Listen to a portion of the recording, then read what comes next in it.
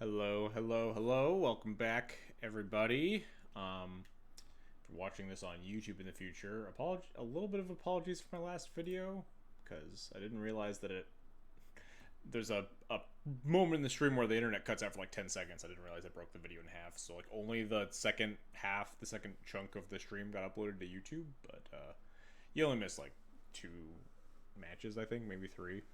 And there was like three matches extra at the end, so this is probably fine. You got like 5 matches anyway. If you really want to go see those matches, they're in the YouTube, they're in the Twitch VODs still. Anyway, we're back. Another D&T stream. Day 2 of getting to stream with pre-war formalware. Fun. Played some red white and a little bit of this deck, which we're gonna talk about a little bit more in depth.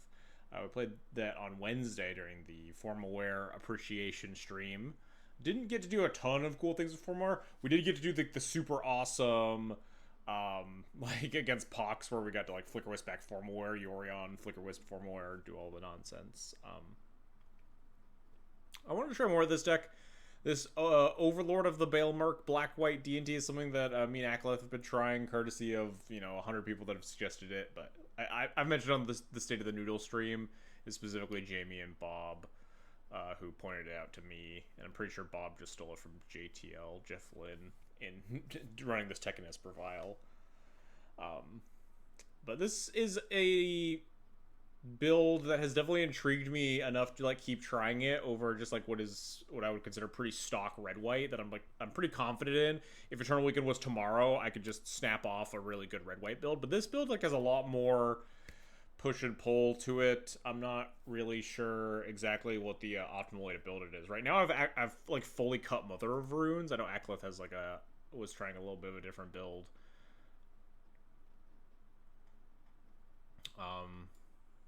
But I've recently tried to add these like couple copies of Eagles of the North as kind of like a land you can hit off of your Overlord of the Baelmerk triggers. So there's a lot of different knobs that you can twist on this deck list.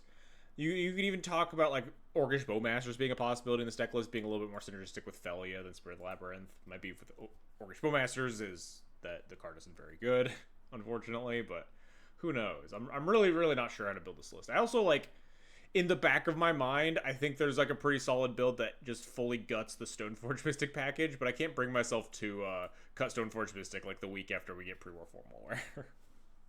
Also, like, formalware is really good with Overlord of the Baelmerk, right? You like mill your stuff to turn on the formalware. It's fine.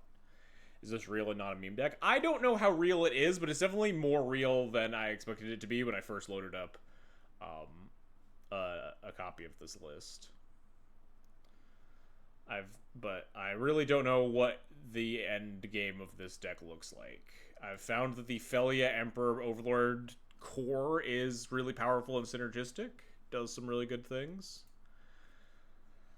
In the sideboard, we're also trying split up. I'm trying like a little bit more of a aggressively slanted sideboard plan against Eldrazi. You also get to bring in this Plague Engineer. It's like fine, but Eldrazi matchup continues to be a nightmare for every single build of D&T that's out there. So trying a combination, like, White Orchid Phantom gets better when your deck has 4 Phelias in it, like, by nature. Split Up is a card that I still just, like, don't get to cast enough, but I have been relatively impressed with this card. It's just like a nice card you get to board in against a lot of the top decks right now. I boarded it against Blue-Black, both Tempo and Reanimator. You boarded it against Eldrazi, you boarded it against Nadu. I have found that it's not super often that this card is that hard to get online where it like removes multiple creatures. So it's definitely a card that I'm interested in continuing to cast. Maybe even over Wrath of the Skies a little bit. I've cut down to the 1 copy here to try to fit in the second copy of Split Up in addition to all this pile of like other stuff. Anyway, I don't know. I don't just give the XJ Cloud endorsement on this deck list. Just like go fire off this 95 win matches like I would with the red white list. I think the red white list is very tuned, very good.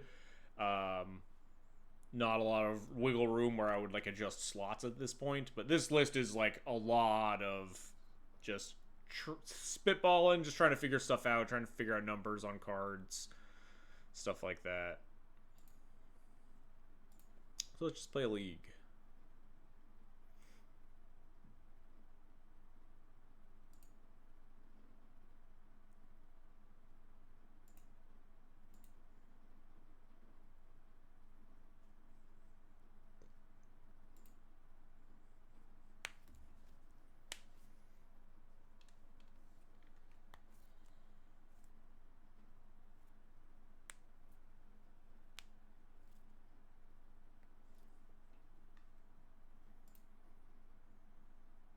feel like there's one more thing that I wanted to say in my beginning of stream spiel, but I truly can't remember for the life of me.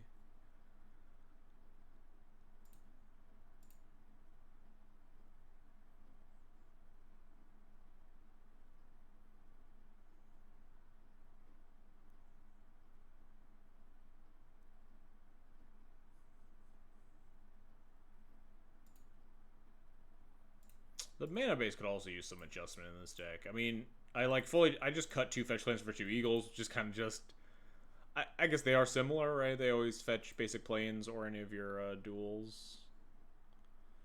God, my volume's too loud. But like I've considered the second basic swamp now that Overlord and Emperor kind of want you to have the second black source. If you had the second basic swamp, perhaps you want like the full 4 copies of Prismatic Vista at that point.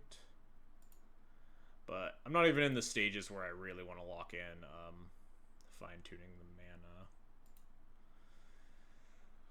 mana. This hand's pretty awful, huh? I'd say it's much better.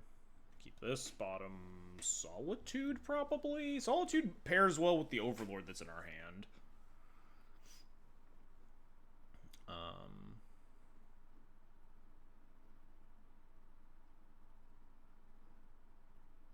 Definitely keep. I think we're going to bottom Solitude anyway. Going to 6 just means we're going down on cards. We're likely to plow something. The Overlord is like...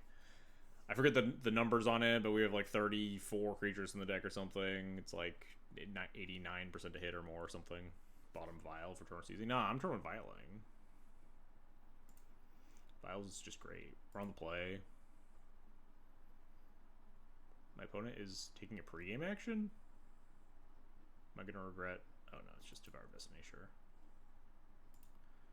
Which means we definitely don't want to Thoughtseize turn 1.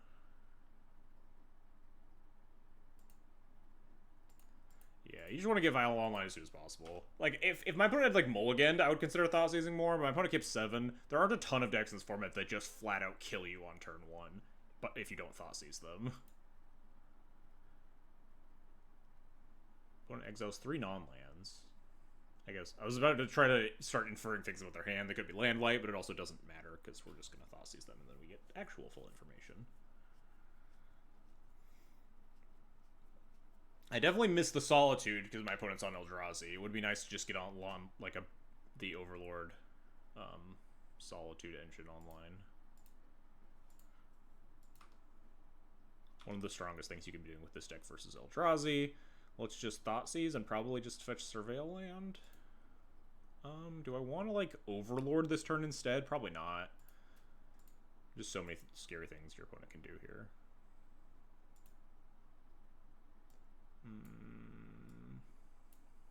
I think it's just take Mycospawn? Mycospawn's just always the scariest card in their hand. Null Drifter's, like, kind of annoying, but they're just gonna go Fleshraker, Petal, and then we'll plow the Fleshraker, and then they'll have 1, 2, 3, 4 mana, 5 mana. They'll probably have to, like, evoke Null Drifter. Yeah.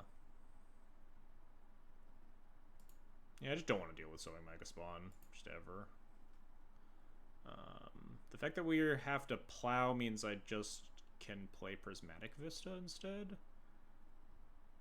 Fetch planes, plow it, next turn we Overlord plus Surveil Land.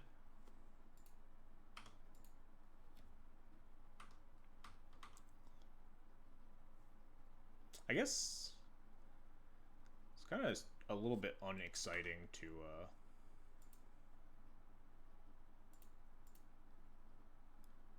impending my Overlord in the face of a Devourer of Destiny.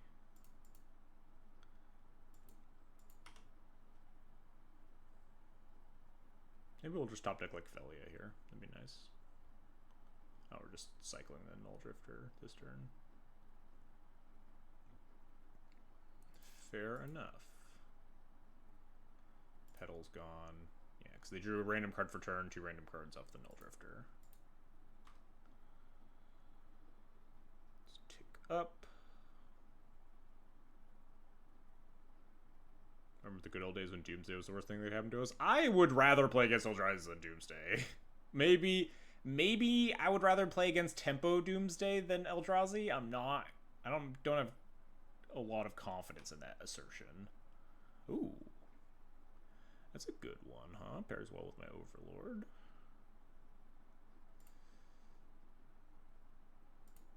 Let's impend.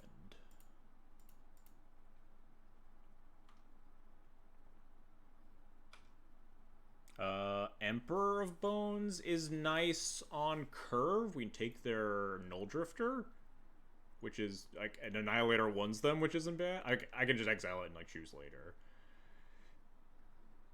Something to do with the Vial on 2 here. Like I could take the Recruiter of the Guard because it's probably the best card in the graveyard, but I think I want to utilize.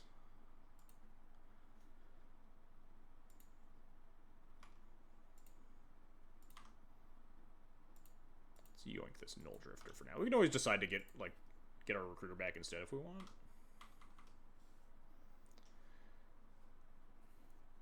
Emperor is definitely nice here.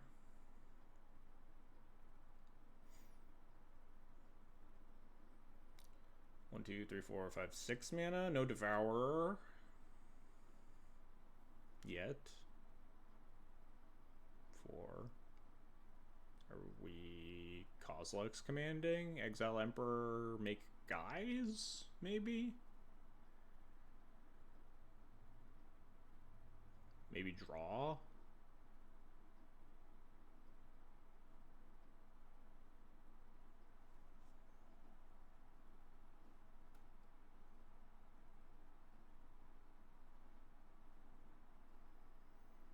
Rather play against combo elves than Doomsday. That's probably way more true now, just because D&T is so much more removal. I think I would rather play. Yeah, there it is. They're making guys, sure.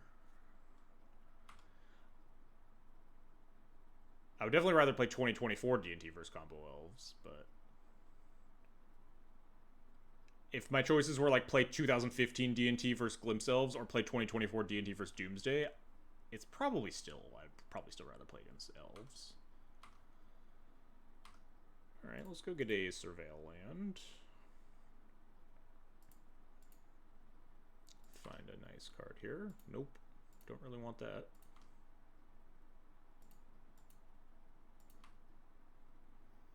Take this Vial up. The question is here. I think I'm just gonna say go. I'm gonna pick up Yorion and play land. Say go here. I know my opponent has a Devourer of Destiny in hand, so if I just cast Wisp on Overlord, and I go get like Recruiter or whatever, they just get to devour my Overlord, and I only get like the ETB trigger. Whereas if I hold up Flicker Wisp, they might cast it and just target the Overlord and get got. And if they don't, I at least like get to target it on there and get to target it in their second main. Comes back and end step, and then I get to like attack with it and stuff. Let's pick up.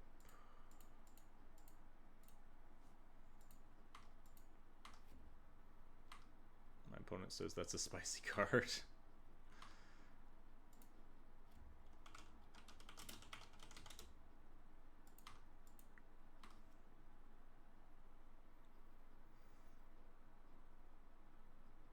Four, 5. This is what we want. This is what we wanted to see. Devourer of Destiny.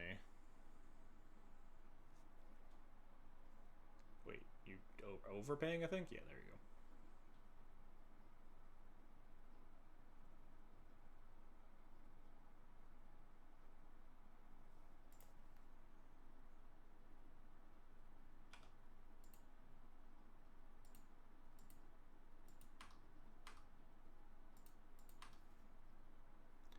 So I want to surveil after the ETB trigger happens.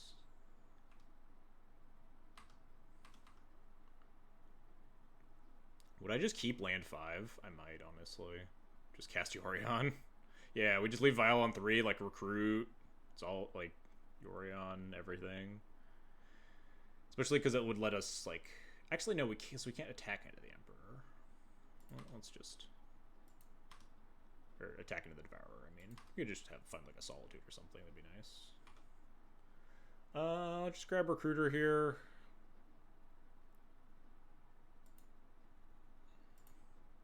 I guess if we draw a white card...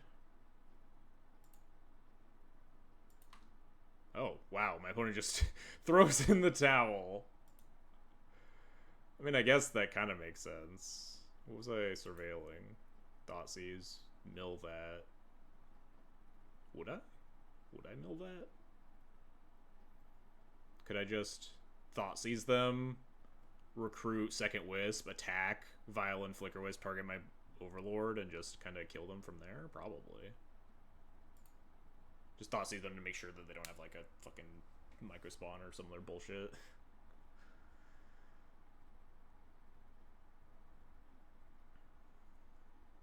Alright, we get to try the Eldrazi plan. Now, the thing is, I didn't really think about how I was supposed to sideboard after this. I guess the answer is, did I just, like, cut down to... No, we still have 3 equipment, if we cut a Formalware as well. Although, Formalware, good with White Orchid Phantom, but, like, your stuff isn't dying versus Eldrazi a lot, unless it's chump blocking. Or you're milling it with Overlord, but you're probably picking up a lot of your, White Orchid Phantoms and stuff that you find. I think this is probably fine. We're likely grabbing Phantom Blade or Cauldron with most of our Stone Forges. I think 1 Formalware is fine. What's our last cut, though, even? Emperor of Bones? Seems fine. Just run it like this.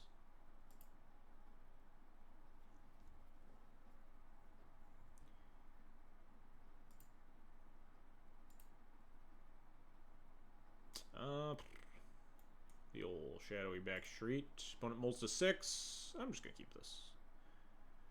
What'd you cut for the 4th Phelia and 2 Eagles to the north? I've been playing 4 Phelia pretty much the whole time. I cut 2 lands for 2 Eagles, which is maybe not the most appropriate thing to do. But we were already like a 33 land deck. I think you can be a 31 land 2 Eagles deck. But I'm on 4 Phelia, 3 Spirit, 3 Emperor right now. I think I'm gonna keep this. This hand's a little loose, but my opponent molds to 6 and I have Wasteland. I feel like I want to keep my hand a lot of the time. Just Wasteland any Soul Land on turn 1. Whenever you Wasteland Ayavugan, they have a second Ayavugan, but that doesn't stop you from wanting to Wasteland it.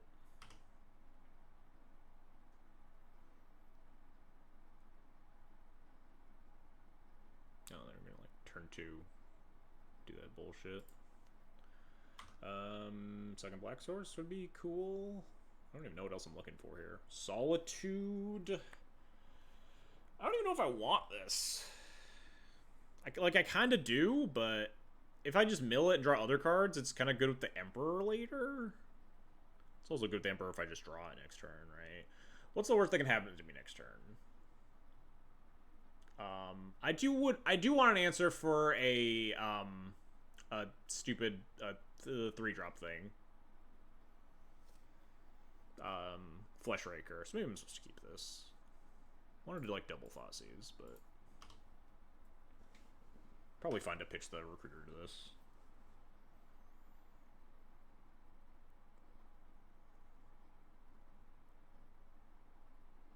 Is Chalice? Woof. That's pretty good against my hand. Because it's not the end of the world, but it's kind of bad for me, huh? I mean, I guess I cast my 2-drop.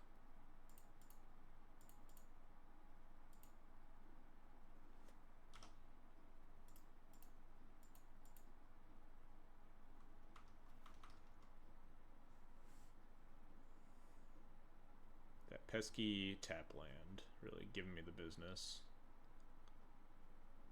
Can't even pitch these Solitudes to... Can't even pitch these Thoughtseizes to Solitude. Nothing? Wasteland, good card. Could be an Answer Chalice. Could just be a land drop. We'll see. We recruit White Orchid Phantom here, maybe? Just turns their land into a Plains, but it could be good against like a follow-up Soul Land. What's their hand? What's the hand situation look like? Let's go to combat. They almost cast a spell and then they didn't.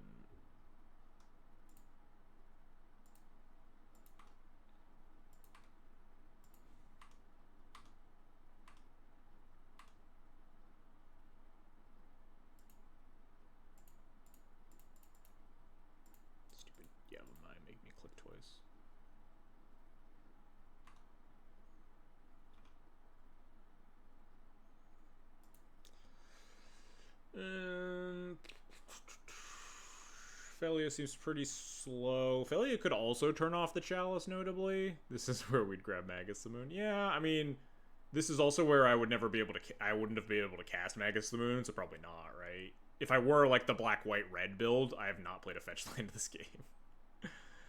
So, maybe I wouldn't grab a Magus the Moon here. Do I just want White Orchid Phantom? Try to rip a Phelia down the road? Do I want Phelia to just try to pair with Recruiter? I feel like their hand has to be removal spells, but Phelia's pretty good against removal spell here, specifically, because we have Karakas. Could eventually pair with Emperor plus Solitude, like Emperor back a Solitude attack with everything, Phelia the Solitude. Every time I recruit Phelia, I feel like I regret it, though. Could recruit Skyclave, so I could Skyclave the Chalice and Thoughtseize them next turn. Could just recruit Stoneforge Mystic. My opponent's lost connection to the game. My opponent has given up. Was thinking red-white. Yeah. Fair enough. I don't know what I'm supposed to do here. My opponent gave up, so, they're just not having it. Yeah, I mean, I guess when you get wastelanded and then you, like, they didn't miss their land drop, right? It's my turn 4. No, they did miss a land drop. They didn't have anything, so they guess... But, like, any Soul End presumably puts them back into this game, so I don't know. I think that means I want to grab White Orchid Phantom. But if I rip a land after that, then I'm spending that turn casting Witch Enchanter on the Chalice anyway. Is it ever Skyclave? Just so I can Skyclave Thoughtseize while before they get to, like, the Mycospawn shit. And that's how you beat Eldrazi, I guess. Yeah, split up great. Clearly, we've solved it. We did it. We did the Overlord thing, which was really good against them. Like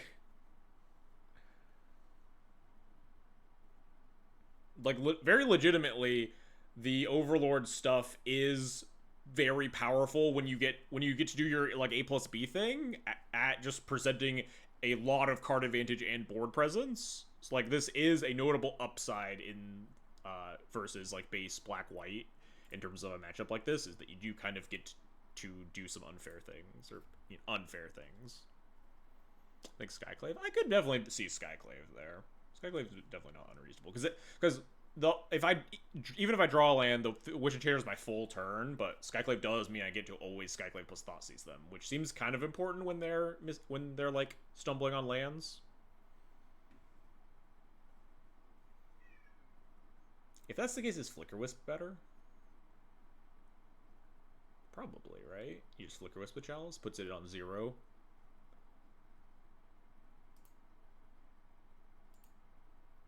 Turns off their Lotus Petals, which might be nice draws for them. And this hand sucks.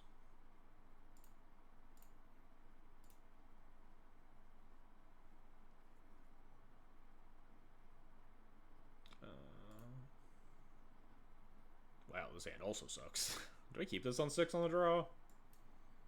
My opponent kept 6. I'm gonna go to 5. This hand is like... Holy! I'll keep this on 5, I think. Do I even keep Solitude? Feels like you kind of have to. 1, 2, 3, 4, 5. Yeah, I guess that's fine.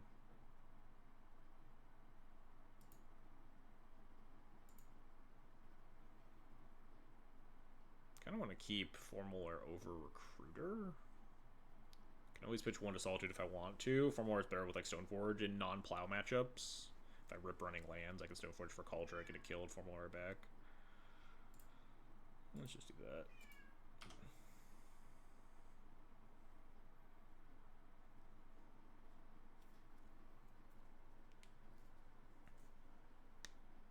Windswept Heath deck. Nice land. I think we're probably going to be fetching basics here. Windswept Heath deck is a little sad for my Formulaire that I just kept over my Recruiter, but... Meticulous Archive. That means... Control, Nadu... Breakfast?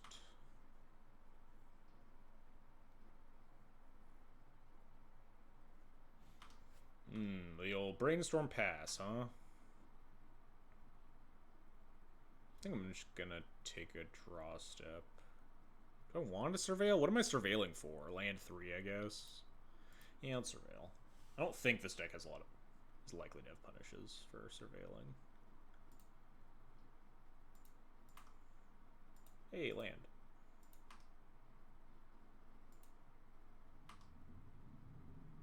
So let's slam this Spirit of the Labyrinth. They might have, like, Dazer Force or whatever, but this is just the best card to resolve into your Brainstorm locked opponent's board.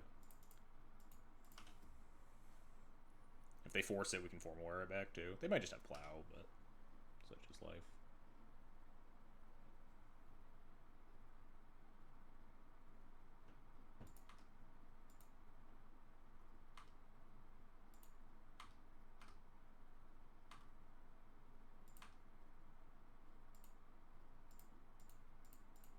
Let's get Cauldron, I guess.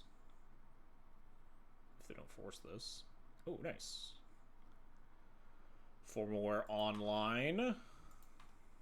Pitching to Fairy. Feeling like breakfast.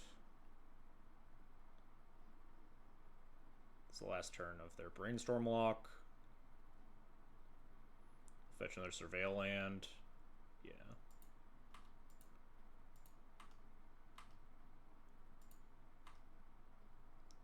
I want to find a white card. I can always Formaware Stoneforge and just get Sash.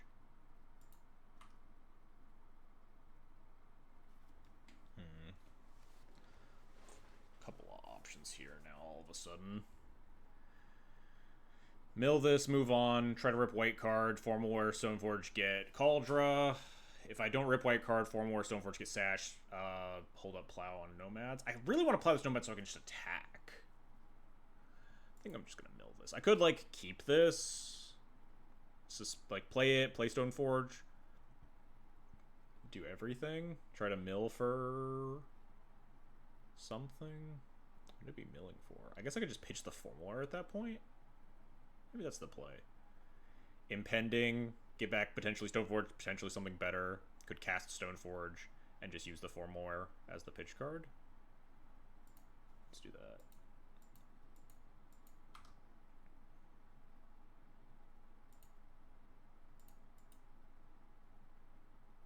Don't really want to mill my Swamp.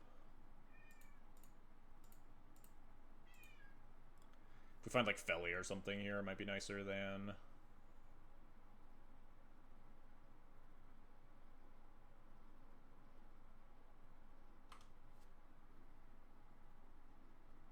Stoneforge. Ooh, a Phelia.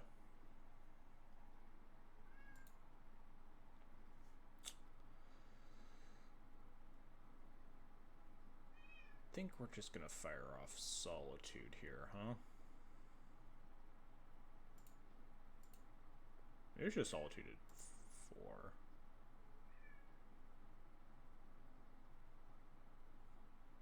Overlording, just so I can make my decision a little bit more informed.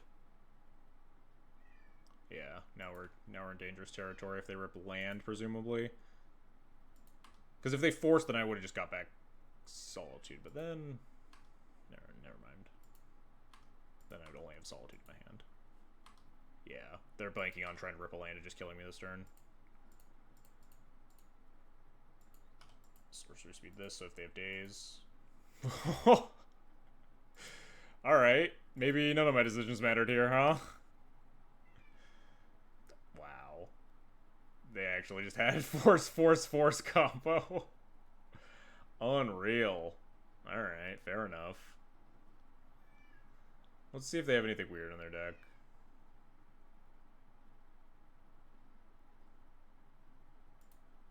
If they're on the version that doesn't have Cabal... Like, I think the non-Cabal Therapy version is, like, pretty stock lately, which is kind of important to know. It's like Memories Journey only.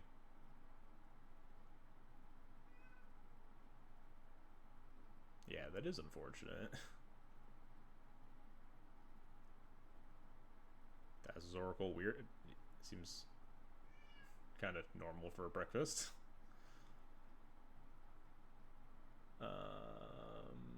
Yeah, this is just like pretty stock, no therapy Nadu Breakfast. I don't think their hand was a Royal Flush. It was a Brainstorm lock yourself on turn 1 on a Mold of 6. And they did get a little bit lucky ripping the land immediately after, where I had like a lot of draws that could have punished.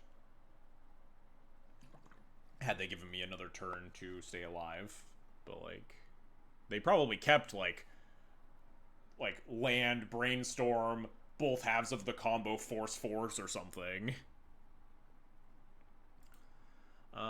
Let's think about what we want here. I really never know how to feel about Graveyard Hate versus Nadu Breakfast lately. It, like, oscillates pretty wildly.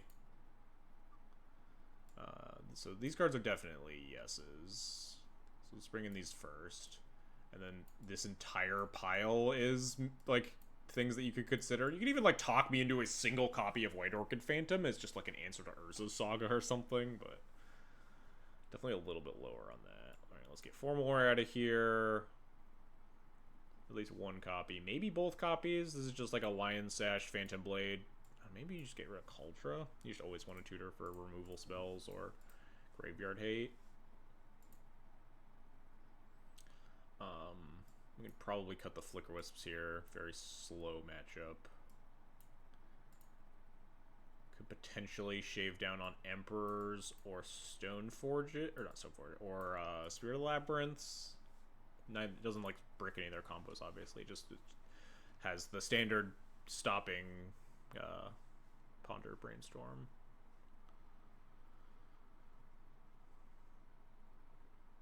Do they still run step through? Yeah, I think we saw a step through, but I don't remember. I've already forgotten. I'm like 70% sure. Step through like got better because you could also step through for Nadu now, right?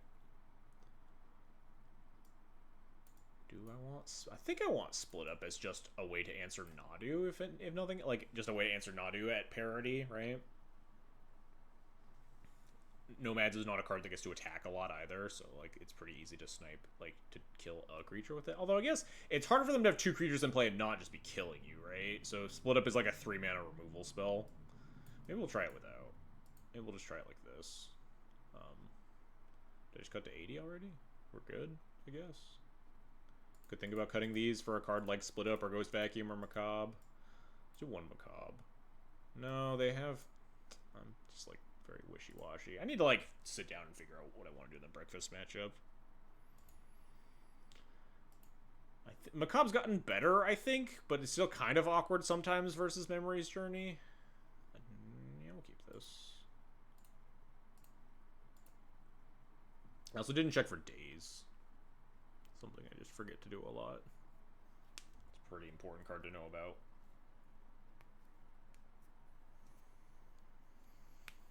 I mean, this hand's just jamming into days every turn anyway, but, you know.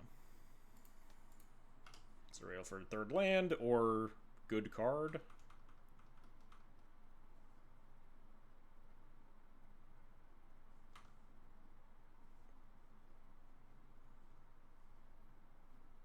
It's a rail for Overlord.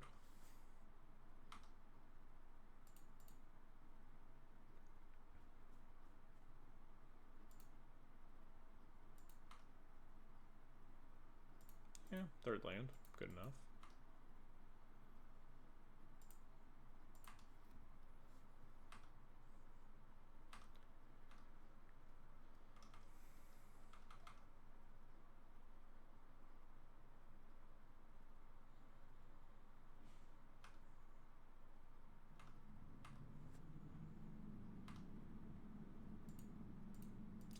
Feels like we're maybe getting Swords to Plowshares, huh?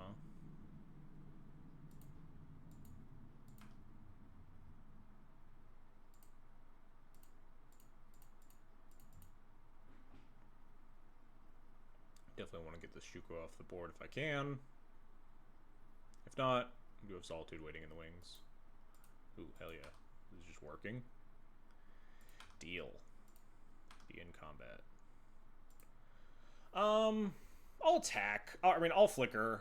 It makes the Phelia bigger. It's just a 1/1 illusion. It primes the Skyclave to eat something else later. I can always, like, attack and kill the illusion or something if I want to.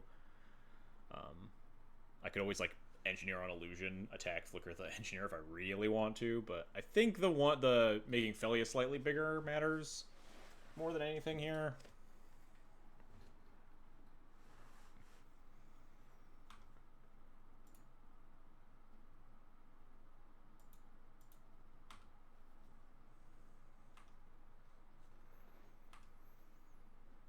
If I ever have a turn where my opponent doesn't let me make a good, profitable flicker target, then I could always just kill the illusion for free.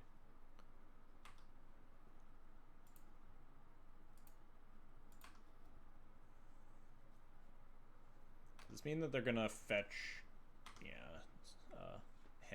hedge maze? Yeah.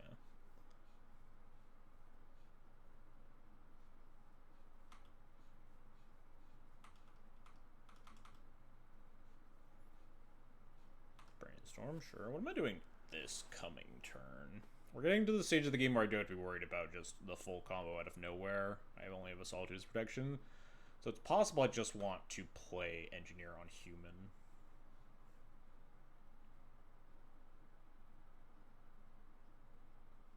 Does Nomad have a better creature type to name Nomads? Is it like human something?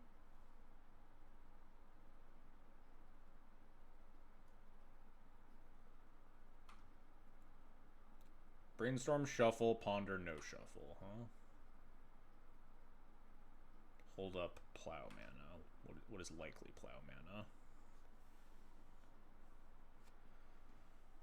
Could just jam Recruiter here. Recruit, like, second Solitude or something.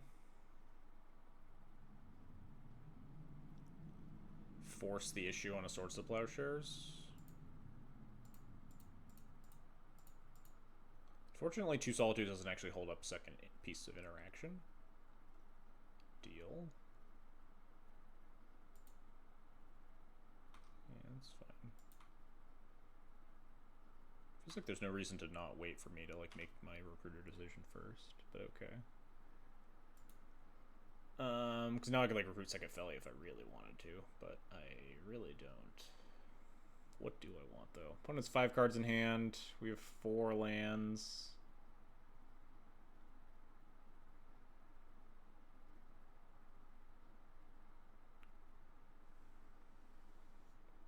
Could just grab Sash. We already have a way to play it, like, multiple ways to play it safe in future turns. Could just grab more removal spells. What does that look like? Nothing? I don't really want to grab second Solitude, I don't think.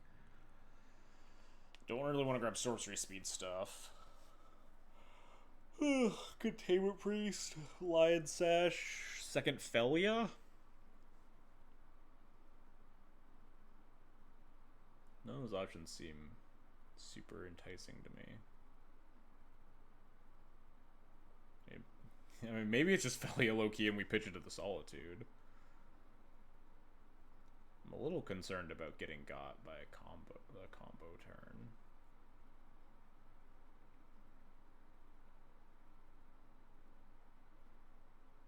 Phelia is just online so slowly is my issue with the card. Like, it's gonna take forever to get this card online again. But none of my other, like, we already have, I would probably get, like, Stoneforge here, but we already have one. Alright, whatever. We'll get another Phelia. We just gotta have faith in the dog. We have given our opponent an illusion for no reason. We'll see if that ever comes back to bite us. I can always pitch the Phelia to the Solitude. Like, if my opponent just goes for the combo this turn, I'm definitely going to pitch the Phelia to the Solitude instead of the Stoneforge.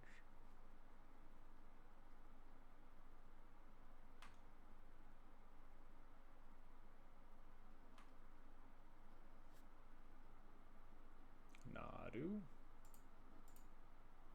It's just Nadu plus Force. Nope. Awkwardly, my Plague Engineer. I guess my Plague Engineer. Stick play 2 Shukos? More than likely. I guess we go get a Phantom Blade with the Stoneforge to answer the Nadu before the Saga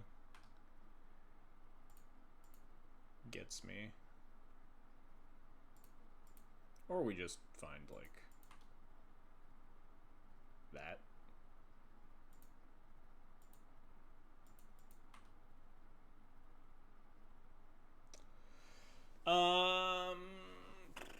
3 cards in hand.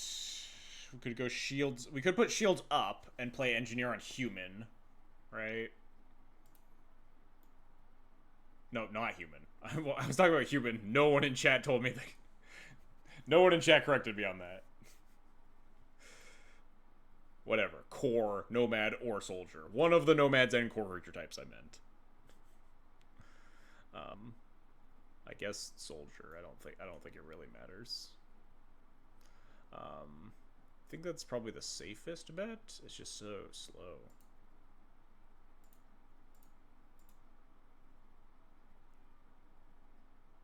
We were all waiting for the fun.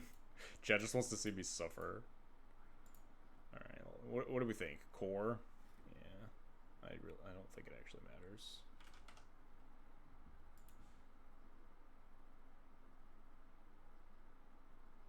Name soldier to kill your own recruiter. That's not how that card works, but props for trying.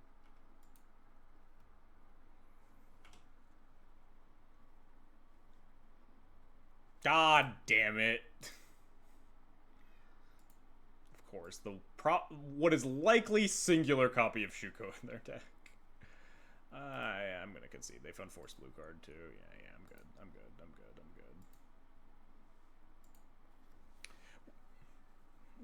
That breakfast player had my fucking number. Also, Jarvis, I distinctly recall seeing the gift sub happen. I just totally blanked. I don't remember what was happening in game that distracted me, but thank you for the gift sub to Static. Appreciated.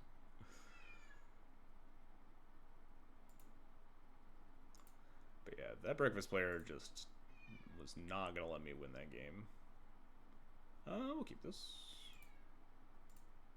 Do I fetch Swamp with the intent of Swamp cycling? Or, like, with Plane cycling to just have better mana?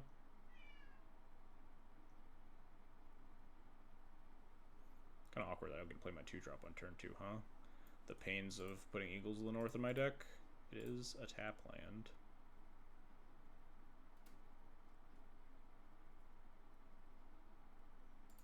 Eagles. We're trying Eagles just as, like, a card that improves Solitude and, more importantly, Overlord. I don't think it's worth it, but I was thinking about it.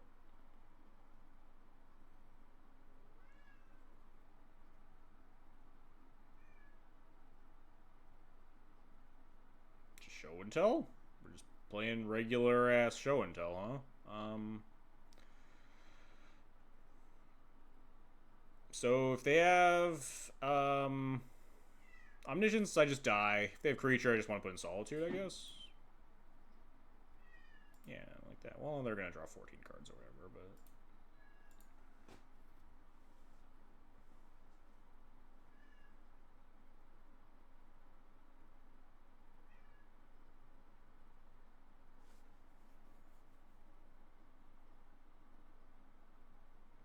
we probably die next turn.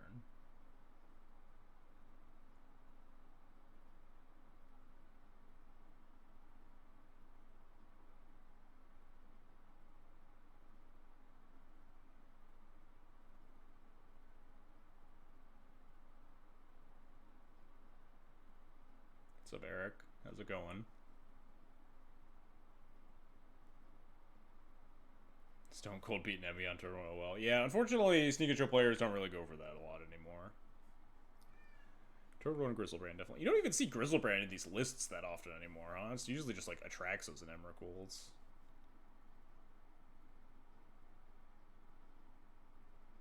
So we had to see a decent chunk of their deck as they discard a bunch of cards. Oh, well, goodbye. Decent chunk of cards. Alright. Discarded Ponder, Show and Tell, Emrakul, Mountain, Sink into Stupor, Land, Brainstorm. Alright, sure, fair enough.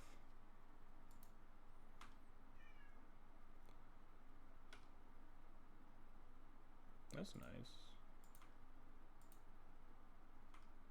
I think I'm just gonna cast Stoneforge Mystic, get Kaldra, try to win somehow. It sets up lethal if they cast Show and Tell for another, and put in another creature somehow. Right? Because I put in Phelia off the second Show and Tell, and then I have 10 power.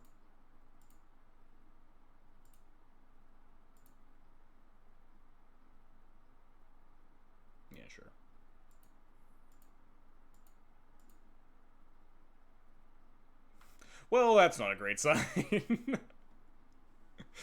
Force your spell. Actually, never mind. That can resolve.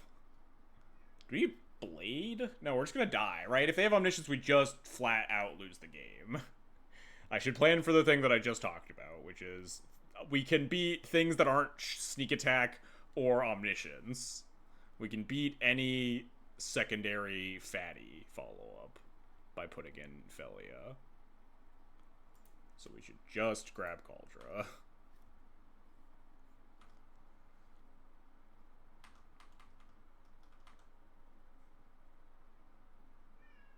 It's probably just... Huh. That's really not what I expected to happen. Fair enough. Can I draw a Spirit of the Labyrinth, perhaps?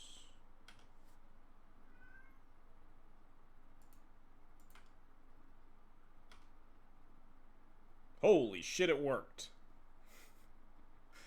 Love it when that just works like that. I guess do we even cycle equals for land drop? Just keep it for Solitude. Is there any reason to put this spirit in now? Sorcery speed? No, I'm just let them like tap the ring first. I don't think any of this is really gonna matter. I feel like I'm just gonna die, but...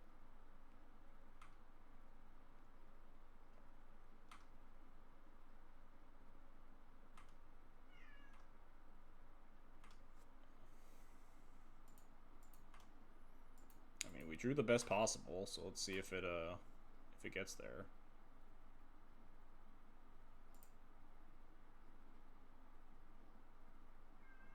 Yeah, this is maybe the reason I wanted a sorcery speed, but like...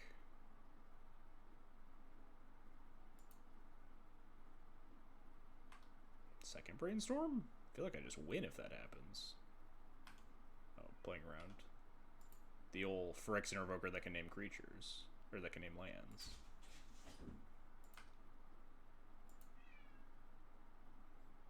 Show and tell? You discarded a show and tell. Alright, whatever. Take those. Maybe they just didn't have the thing to pair with it. But, like, they also discarded the Emrakul. Like, the Emrakul wasn't going to be good enough, but they didn't know that, right? I don't know. Gotta be built different to be casting show and tells in 2024, I guess.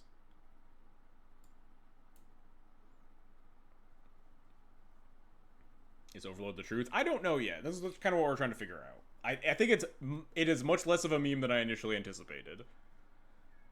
It has been surprisingly playable so far. Just cut Sash. Yeah, actually, I kind of want to cut Plows. Is this like a split up matchup? Feels pretty awful. Not a card I want to be casting against Griselbrand. It kills Emrakul, but that is the card we are least concerned with in their deck, I believe. Eagles is wild. I don't know if the Eagles is actually good, either. It might just be bad, but it has some synergies. Emperor plus Eagles is like 9 damage attack. Overlord plus Eagles is the most important thing, where you can use Overlord to hit your land drops, and then you saw, like, that game, we have like the ability to pitch your lands to Solitude sometimes. But it is also a tap land, so, you know. If it wins, it's good. It was in my hand, and we won the game, so... Clearly good card. Maybe Split Up is better than Swords to Plowshares? This depends on how the list is constructed. We saw Emrakul plus Griselbrand, so it feels like an old list, though, which means I kind of want Split Up more than Plow. Although Plow's better against, like, Griselbrand off Sneak, but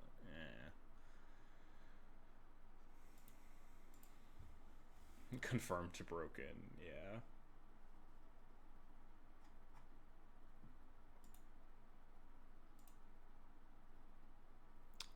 Yeah, keep this. This is likely going to just be a Thoughtseize Spirit matchup, and this Vial means our hand is a mold of 6, but...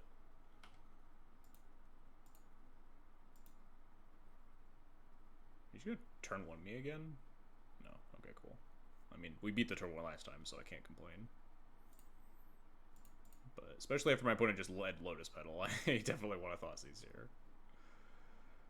Let me see what you're up to over there, opponent.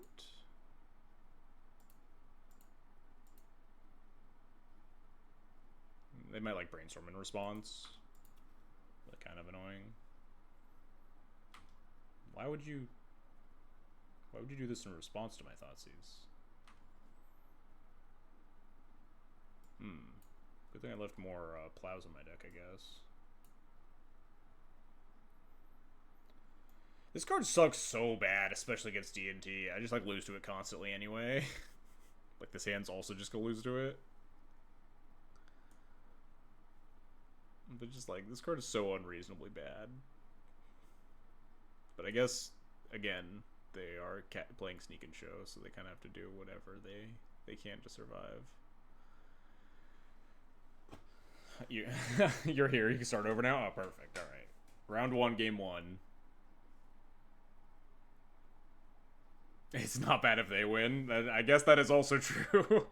Eagles of the North broken. Maybe Vesuvian Drifter also broken if my opponent wins this game. I kind of just want to take Sneak Attack, because if I can answer one Vesuvian Drifter, I could probably figure out an answer to the second, but the Sneak Attack is just like a little bit harder to ever get off the board. Although with this Wasteland, we might just be able to take... I guess we take Sneak Attack anyway. They get a Vesuvian Drifter in play. We Wasteland and play Vial and hope that we can go from there. Yeah, I think that's what I'm going to do. I have low confidence in this plan, but... They're probably just going to hit Grizzlebrand on immediately after Vesuvian Drifter, because that seems to be my luck today, given how the last match went.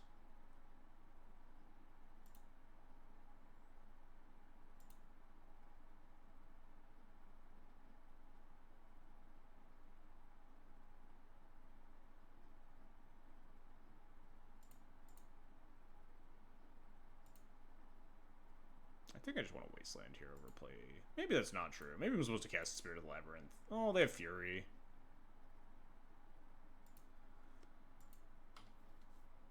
They might not have a red card to pair with the Fury, but...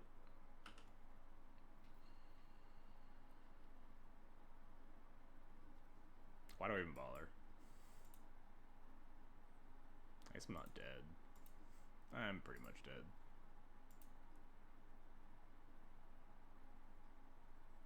Guess I was supposed to cast Spirit, huh?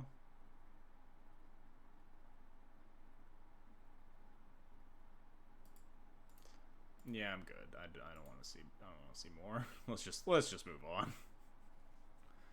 Probably board in the 2 plows. Now we've seen both Fury and the other Vesuvian things. We want to find a different card to cut, like our initial plan of cutting Sash, and I don't actually know what the last cut would be in this case. Maybe it's just a copy of Formor. Formor is nice versus the, you know, Force of Will, Fury deck, getting back our Hate Bears or whatever.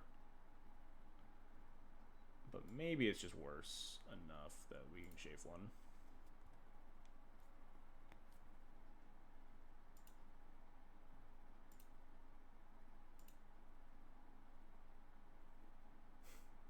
Good against Vesuvian thing, good against Show and Tell, bad against so many things, can't cast... I just said it would be a keep if we had a Black Source, but, whoops. I think we can just find better 6s. Maybe we can't. I'll keep this on 6, though. Bottom, the second Overlord. Phantom Blade could potentially bail me out of something involving putting it in off a Show and Tell. Although, hang on. I guess...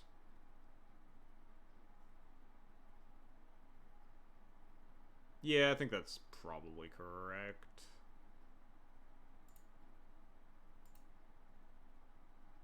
Brutal 6. It's, like, fine. It's definitely an acceptable 6. We have the Plow for the inevitable. Turn 2, Vesuvian Drifter.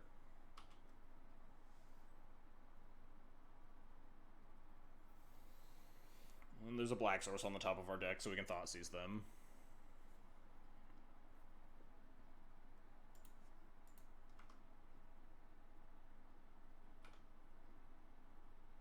It's not a Black Source, but it's pretty good. As far as cards that don't cast Thoughtseize go, I think that might be the best one.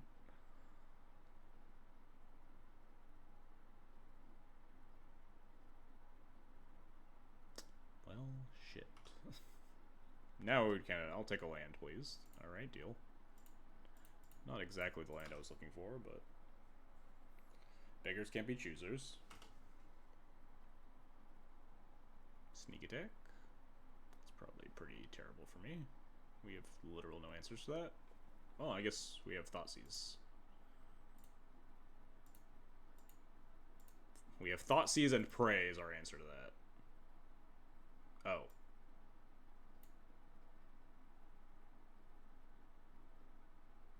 I guess I take this Ponder and Prey. I don't think I'm wastelanding, given that their mana doesn't actually do anything currently.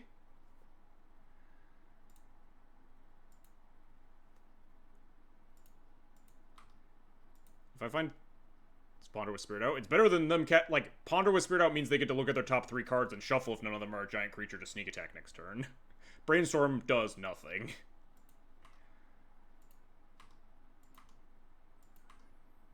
I will not Wasteland until, if we find a second Wasteland, we will double Wasteland them, but I think the first Wasteland is close to meaningless, and I'd rather try to be able to cast my cards.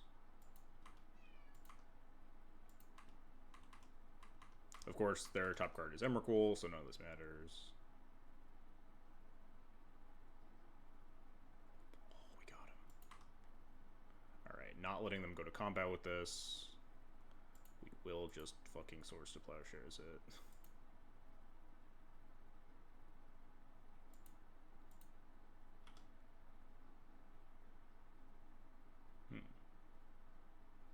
That's a good one.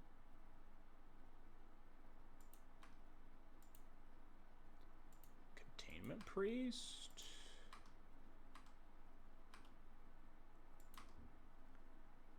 Or Skyclave Apparition?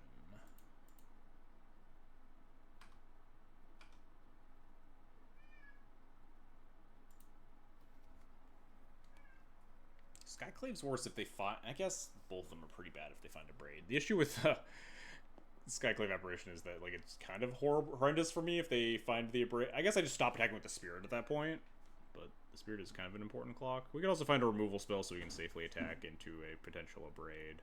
We could finagle a thing to do with Wasteland, maybe. I think I want Skyclave more than I want the Containment Priest. Although Containment Priest, they also have Show and Tell in their hand. So maybe I want Containment Priest instead to beat both of their ways of cheating in a thing.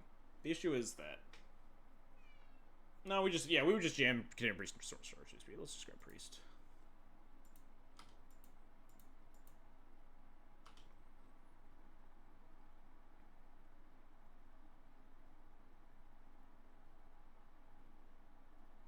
That's not bad.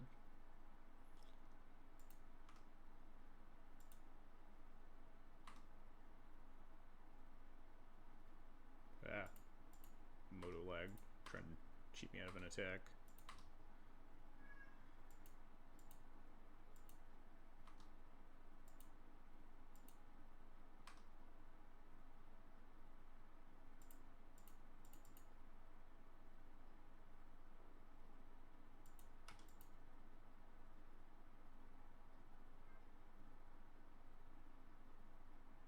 Deal.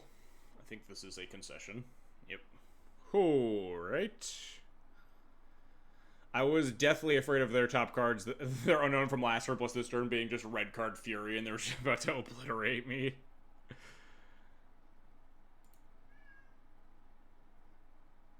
Alright, we take those. Very fast league so far today. Let's keep the pace going. Hang on, I'm gonna let Dog in because she is screaming. She refuses to be contained.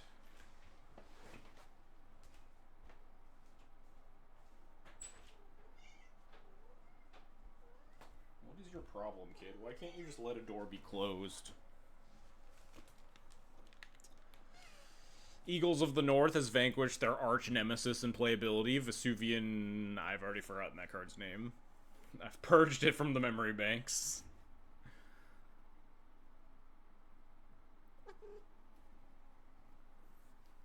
I think these Eagles are bad.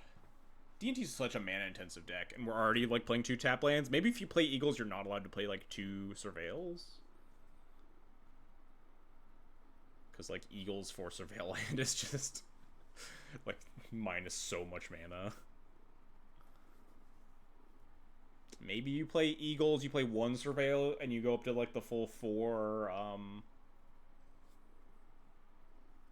the full 4 Prismatic Vistas. What's this Overlord thing all about? You play over, you impending your Overlord, and you flicker it with Phelia or Flicker Whisper Yorion to get a bunch of cards and a giant creature. It's also just, like, a surprisingly castable card in a deck like D&T that just regularly gets to 5 mana.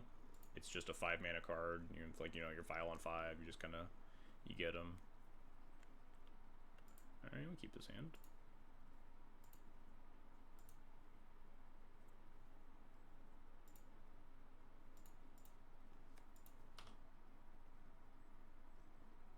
Force. Deal. Force Pitch Day is great.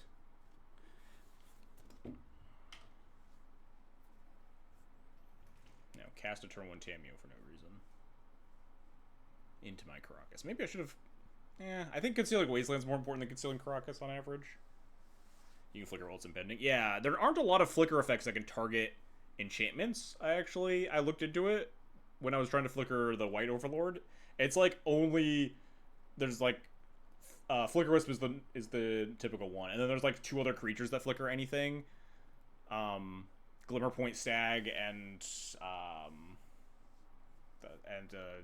the stupid cat that got banned for being Splinter Twin. But those are all like 1,000 mana, so those don't matter. And then there's like 1 instant that's like flicker target creature, artifact, or enchantment or something that's also really bad. So it's pretty much just like Flicker Wisp and Phelia. Most of the other flicker effects skip over enchantments pretty specifically. We will just jam. Maybe I was supposed to play Wasteland there because I'm likely to want to Surveil next turn, and I might want to like Surveil plus Wasteland. Maybe Surveil plus 2 drop though. Second days? Just fire enough Brainstorm, sure. Maybe second days. What are we playing against? 4 stays, Basic Island, Brainstorm could be... This still tells me nothing. Okay, this tells me a lot more things. This tells me a lot of things all of a sudden. This is just Doomsday. I think we can beat Doomsday sometimes from this position. We have a Resolved Spirit of the Labyrinth. They're going to 9 here. Attack to 6. Unfortunately, not lethal. Well, we can only put them to 1, but it means that they can't put, like, Street Wraiths in their pile. We have a Wasteland that might be able to convert. Depending on what their pile looks like. I mean, yeah. Not really up to me at this point. That was a very fast, a concerningly fast pile.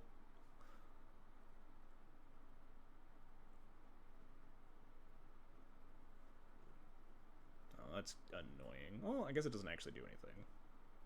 It does actually prevent me from attacking this turn, which is... Wait, no it doesn't. For a lot of reasons now. I was gonna say we could just attack and Formlore back Spirit, which is maybe better than plowing it. There's no chance, right? We plow, they go to 10, we attack them to 7, and we play Phelia. That's just always gonna be better.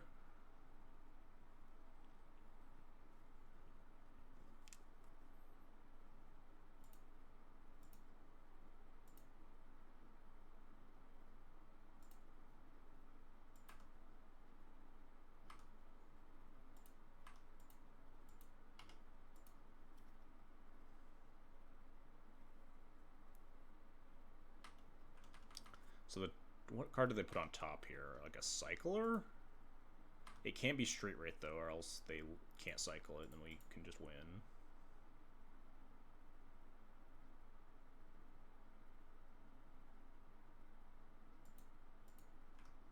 Maybe it's like Fatal Push? And we get him with the Formlore here?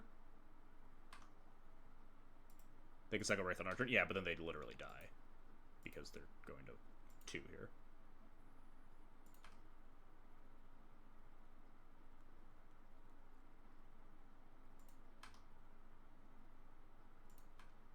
Do we... No, wait, do they get me now? should I have held the plow? I didn't even think this far ahead. Fuck. Maybe I should have done the Formula play to conserve plow, because the best way to beat Spirit is like two land piles, or like two cards left library piles. So if they just put like land plus Thoracle on top, then we just die here.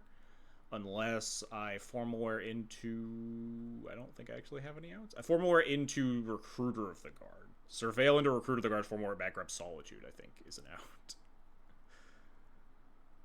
Is that the only one? Stoneforge doesn't do anything. I mean, I guess I'm always just playing this anyway. Let's get full info. Nope, that's not it. Damn, I should have... Damn it, I should have attacked. Sometimes you gotta think through your lines a little bit more, huh? We just might die here. I very much assume that we're gonna die here. There's no real point in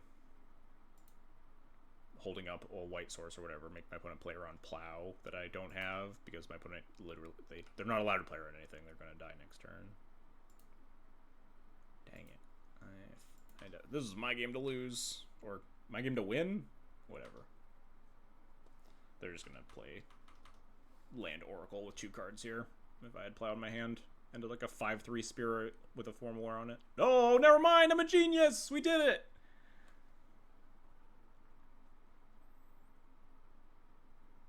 I think that the Formaware play is still correct, thinking about how we, like, this endgame state. Their pile was maybe like thinking that the frog bought them a little bit more time from the Spirit or something. But yeah, all right, that works for me. But yeah, they were at 9 life. I attack with the Spirit, trade it with the frog, Formaware it back as a 5/3. They're still at 9 life. We're still on a 2-turn clock, but now we have Plow in our hand still. Although, that plan is worse if I suspect that my opponent put Fatal Push on the top of their deck and has a pass the turn twice pile. They draw Fatal Push, push the Spirit, and then... I don't know. Maybe I'm being results oriented. I don't know. Because, like, when I attacked this turn, and then I thought that my plan was good because I was going to Formaware back the Spirit after they pushed it or whatever and tried to kill me, right?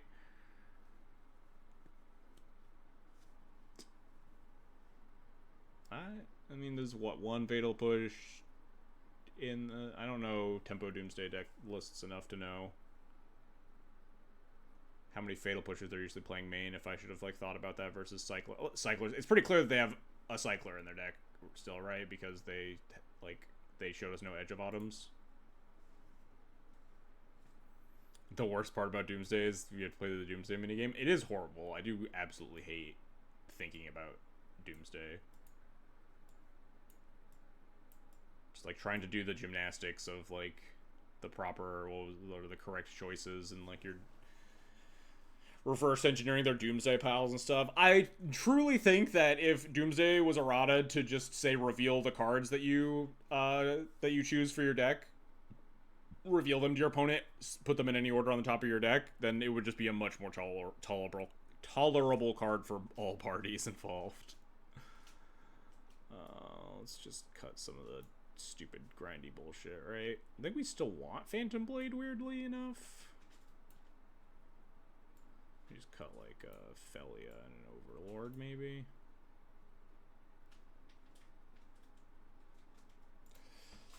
Dog, do you mind?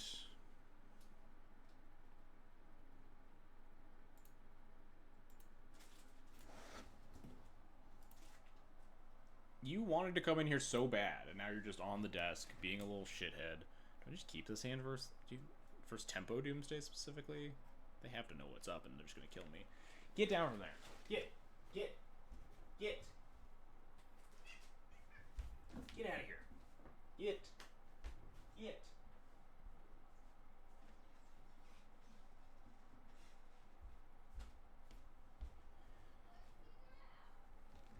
Because she was getting up on the desk.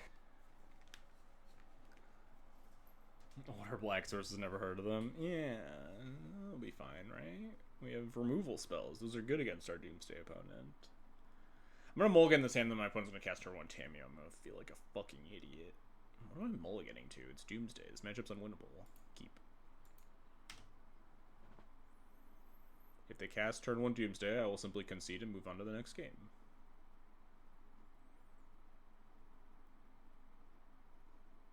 Yeah, I'm mulliganing to like Thoughtseize. Like, White Orchid Phantom's like not even very good against these builds. They have 2 basics now.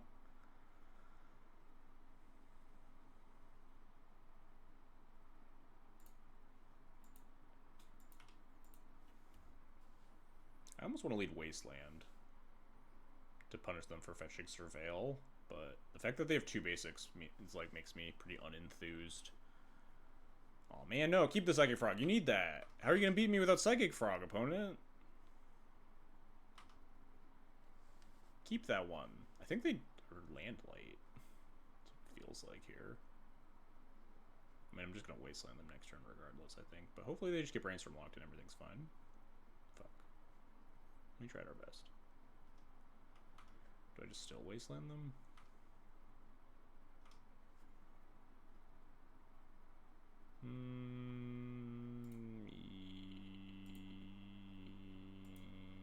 Yes.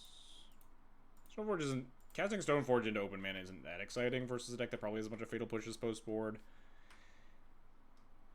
It's a little bit more mana efficient for us.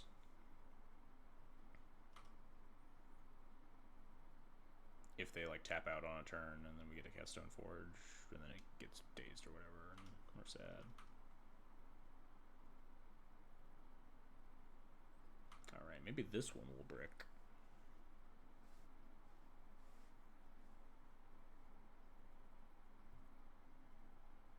Dang.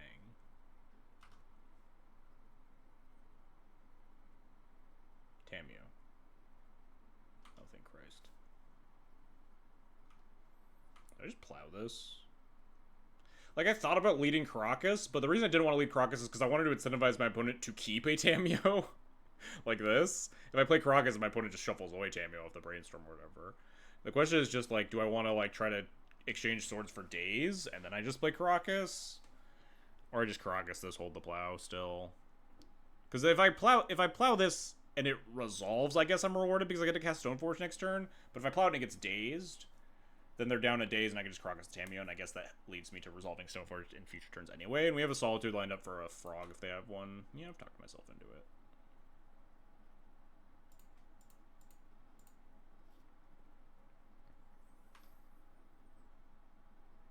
And there's our black source. We will play the Caracas now.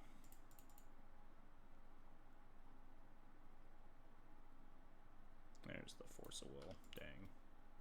Force will pitch Psychic Frog. No, you need that one, opponent. Put it back in your hand. It's fine. Kind of want to cast Stoneforge even if they daze the plow. No, don't do it. Don't do it, opponent. That makes sense. The Tamio is just, like, not threatening to let attack once. It kind of is. It gives them, like, the clue token to work with the Doomsday. But also if they're casting Doomsday and we had a Stoneforge in play. That's also pretty nice. Alright, what am I doing this turn, huh? Crying. We're going to 7. We just don't have lethal ever.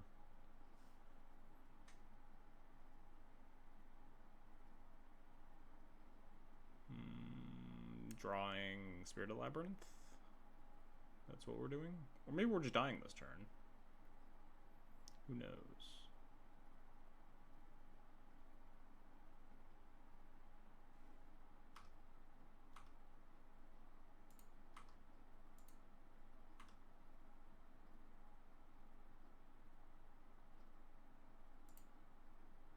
Well, we are basically 100% dead. But you never know. Maybe they bungled the pile.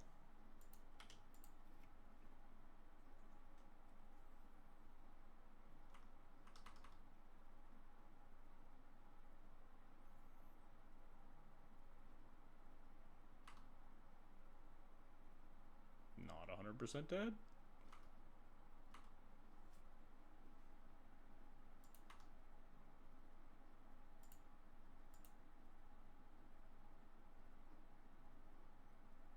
Surveil land into Spirit of the Labyrinth. This is bad. It's good if I want white card. I don't want white card, though. We just have Solitude plus Witch. This is good if my opponent has Force of Will blue card. They don't, though. 1, 2, 3, 4. They literally don't have Force of Will, so my Solitude will always resolve. This could mean that I could hold Solitude to try to snipe a Thoracle off a non-empty library, and I still have lethal next turn. I attack them, like, I Skyclave this frog, attack them to 6, and then I just have 7 in play with Cauldron the following turn. Which is, like, kind of enticing.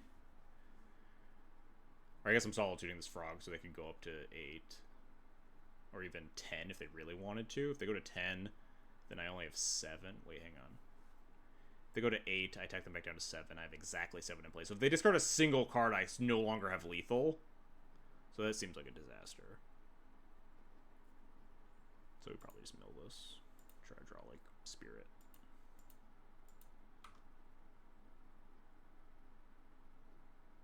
It's not really a Spirit, huh? Step 1.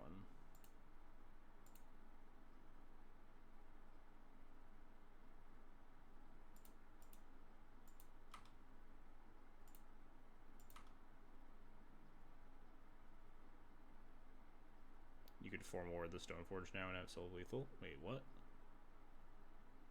What's the plan? Stoneforge. Oh, 4 more of the Skyclave. Stoneforge. 4 more. Is that still lethal? Oh, because I have Cauldra and I have 3 Stoneforges in play then. One of which is a 3/4. So that's 9. If they discard both their cards, I don't have lethal, right? Oh no, I have 2 Stoneforges and a Skyclave. So that's 4, 9. That is exactly 10. I don't know if that's any better. Because I could Overlord for like a Solitude. I could just Overlord back the Solitude, potentially. Or, like, find a Spirit here or something. Do they have a daze? 1, 2, 3... They have a daze, right? And that's what this pause is?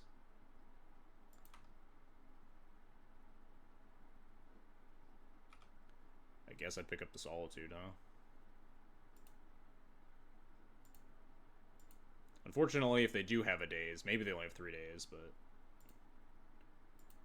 if they do have a daze, I'm going to walk into it by hitting them with the Cauldron Complete, but I don't really think I have a better plan. I think we're just going to die to Empty Library Thoracle, and none of these decisions matter, but...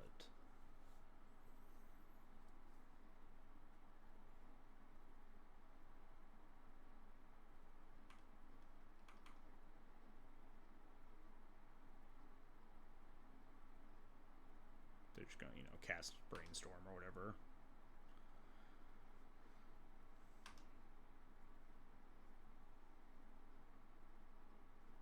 Is it the last card Daze? Or another Cycler, perhaps?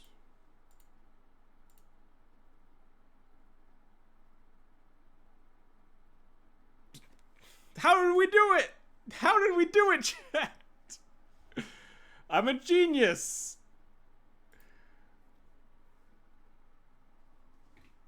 They would never mess up the pile.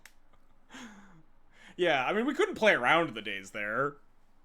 Like, you gotta jam. Like, those are the games you gotta play to your outs. Doomsday's a tough deck for sure. I cannot describe how much nicer the matchup is when your opponent's like casting creatures. The fact that we got to like relevantly use our Plow and Solitude on creatures. It's so much nicer for Tempo Doomsday. The matchup is definitely, like, your opponent's deck is just, like, a little bit slower. They have less of the nut draws. It is much more winnable. Shoutouts to Eureka for popularizing. Why didn't they do the D&T pile? Was the D&T pile lethal?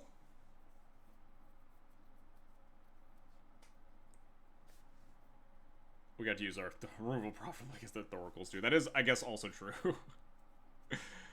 which is something that I have said that you should be doing versus Doomsday, even like the turbo versions.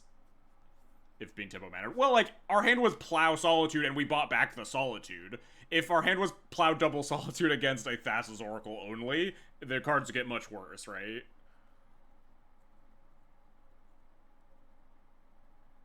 The D&T pile is Fetch, Fetch, Oracle, Land, Land.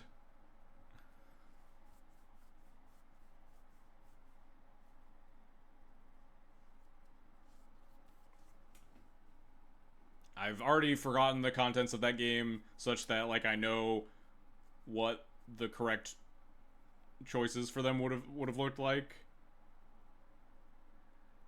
But yeah, I don't fully understand. They couldn't actually have had a Street Wraith to win there, right? Because they had a fetch land, which means they went from 3 to 2, I think. Is Tempo Doomsday no bad cards Doomsday? It depends on who you ask. Let's do a giveaway, huh? Let's do the last giveaway of the month. There's one more stream this month, but I'm out of codes after today. Oh, they gain one when the Thor gold gets. Wait, no, that doesn't matter. Then they cycle with the trigger on the stack. Oh, that's big brain. Yeah, that makes sense. Just don't. They also, yeah, I think they did. I think you are right. They had an extra mana that turn. Most lists have 2 edge. I don't know if that's true for Tempo. It might be, but it doesn't sound right. Tempo is like a very small, like, fast kill package because you can incorporate Tameo and Frog into so many of your piles. Exclamation point giveaway. Let's do Overlord because Overlord is sweet. It hasn't done it to. I mean, it won that game against Eldrazi, and it bought back our Solitude to win that game.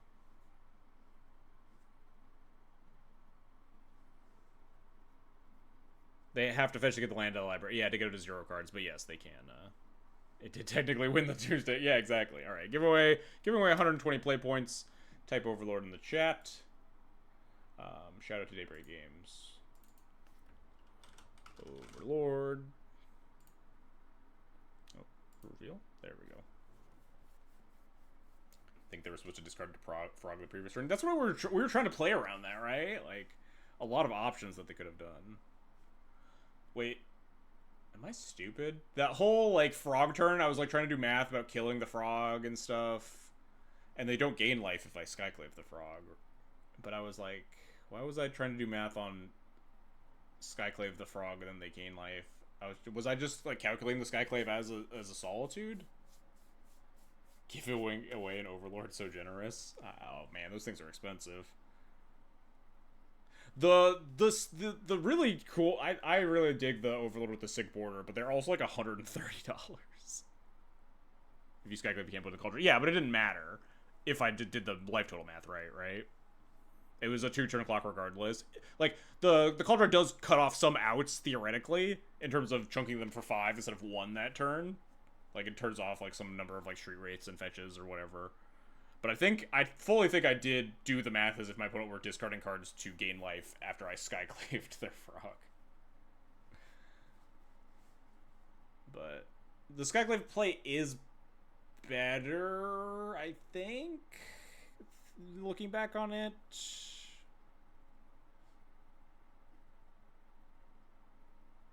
Matters for exactly Wraith that game. Didn't we also deduce that it doesn't actually beat Wraith because of the gaining the life off the Thoracle before the trigger resolves?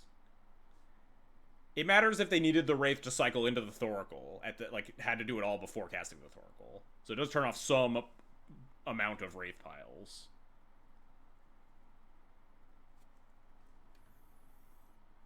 Got cheap ones. You wanted the Pokemon. Yeah, I think I'm gonna get the cool arts and not the Pokemon borders because the Pokemon borders are like crazy expensive. You know, let's admire the majesty that is Overlord of the Veilmark. I also just love the Overlord arts. The Overlord arts are so cool. Not these fuckers. Yeah, Overlord of the Veilmark. This art also sick, but like. I really like this one. This one's really cool. But yeah, and then they got the Pokemon border, which is like an extra $100 or something. Where's the prices? Yeah, this is like 140. This is like 40.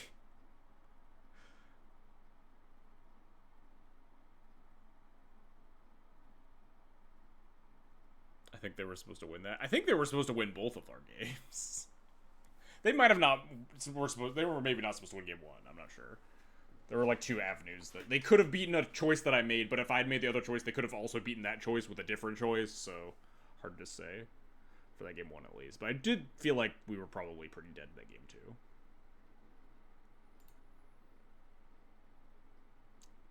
But yeah, Pokemon Border is kind of sick, honestly. But I'm probably gonna just settle for these guys. If I buy this card, this is not a financial advice stream. I'm not telling you to go buy your Overlords. It's a fucking sweet card, though. I already do own Phelias, too. Because they're really cheap. Because it's bad and no one plays it.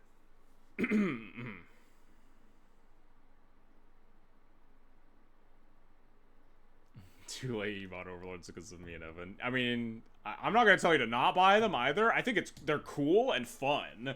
And, like, that's really the reason that most people should be buying cards, honestly. When you get to do the thing, it just feels really cool. And I think Overlord is just a card that plays really nicely with, like, other D&T cards. How could Phelia be bad? You're 3-1. True. We've proven with math and logic that Eagles of the North is a legacy staple. We only lost that match where my opponent just had it every time. Just fucking obliterated me. We'd be 4-0 without Phelia. Phelia was pretty terrible against that breakfast opponent. I will be perfectly honest. I would rather have cards that aren't Phelia in my deck versus the average breakfast opponent. But they did also top deck their exact 1-outer Shuko in game 2 to kill me.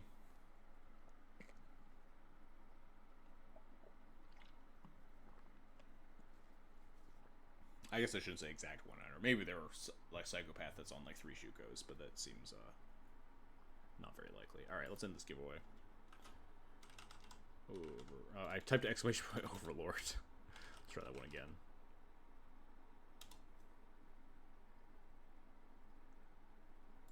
Dr. Catkin! Congratulations.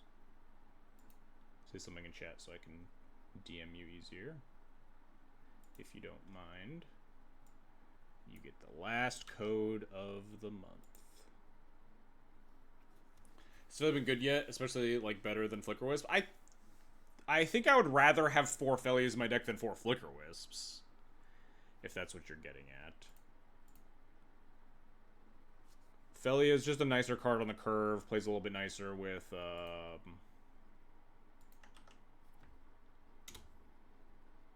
enjoy the code, Dr. Catkin.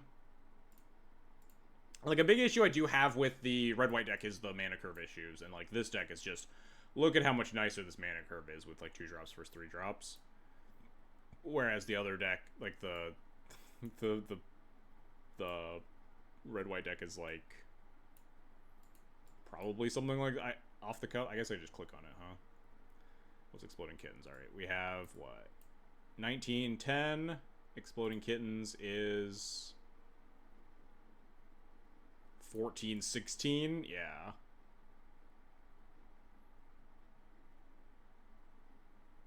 Like, pretty stark contrast in terms of ability. I mean, we do notably have some extra... I guess, no, we don't even have extra ones, because we just have 4 Thoughtseize instead of 4 Moms in this current build.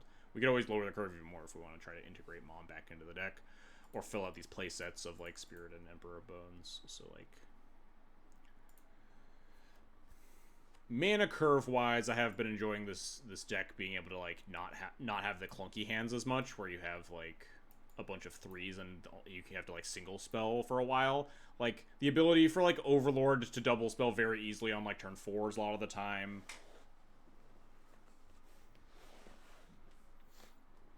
Stuff like Emperor of Bones fitting multiple spots on the curve, similarly like a 4 mana card. I would like Phelia more. I keep going back and forth, like trying to integrate Bowmaster into this deck, because I think Bowmaster would help a little bit in some of the matchups, as well as play nicely with Phelia in terms of a card that's flickerable to get extra value, and also a card that like you could holding out multiple cards that both have flash is very powerful because it leaves your opponent guessing what you have, and you can flash in either based on different situations, but also. Bowmaster kind of fucking blows, huh? Let's finish this league.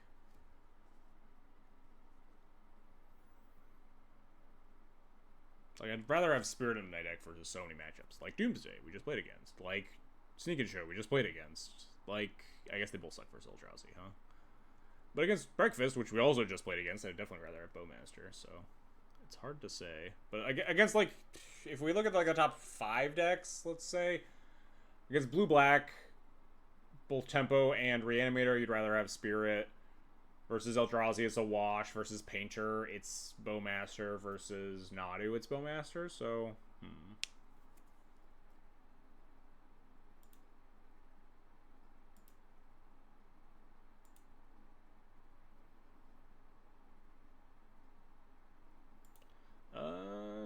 this hand's pretty mid. Keep probably Fetch Surveil. Maybe it's Fetch Plane Cycle. We can always put off the decision. Wait to see what the opponent's doing. Make some decisions based on that. I don't think I really want to, you know, double planes here, given that I have Emperor Bones in my hand. One spot time, Eldrazi or Elves. Hey, Boardwalk Legacy, thanks for the raid, buddy. Hope your stream went well. Have we cast the Eagles yet? No, and I hope that I don't have to very often. We do have the Wombo combo, though. Emperor of Bones, Eagle of the North. Ah, that's Eldrazi again. This is just, like, 9 damage swing, which is, like, kind of sick. Oh, is it post? That's very bad for me, huh? I just wasteland this planar nexus?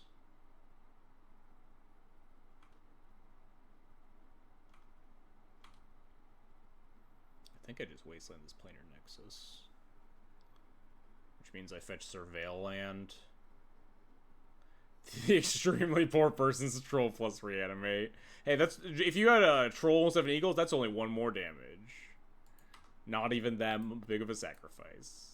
It's even an equivalent amount of damage if you have any other creature in play, too.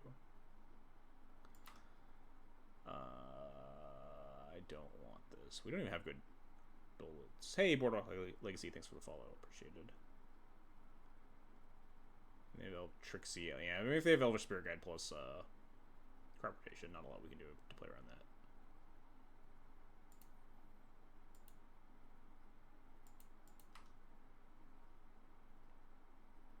Well, that's probably the worst card in our deck.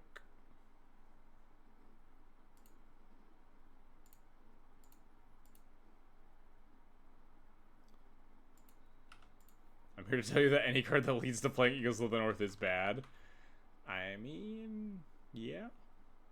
Probably not wrong about that one.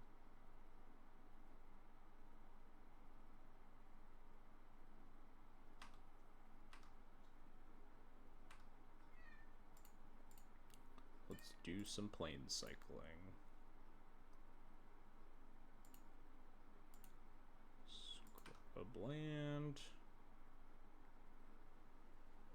I kind of don't want to wasteland this Cloudpost. Their pop-off point is 4 mana, and this Cloudpost means that they basically can't present 4 mana. And like if I get Emperor Bones in play, then I can like wasteland plus do the Eagles 9-point swing next turn.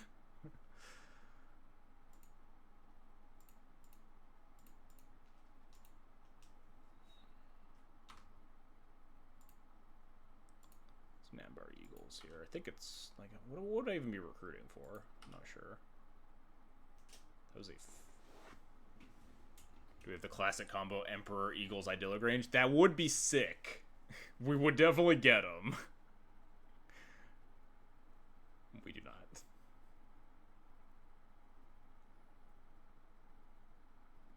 Yeah, there's only 2 mana. Do have to be wary that another Nexus is 4 mana at that point. Do I just wasteland this Cloudpost on their upkeep? It's kind of more awkward now that they have a green source. We could Thoughtseize now, see what's up, and then decide if we want to wasteland or punch or crack for 9. I really want to crack for 9 this turn.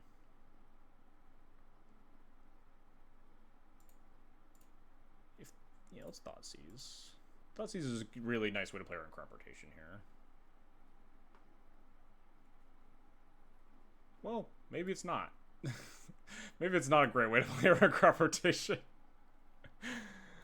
Uh...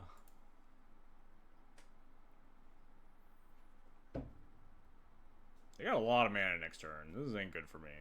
I don't know if we're getting out of this one.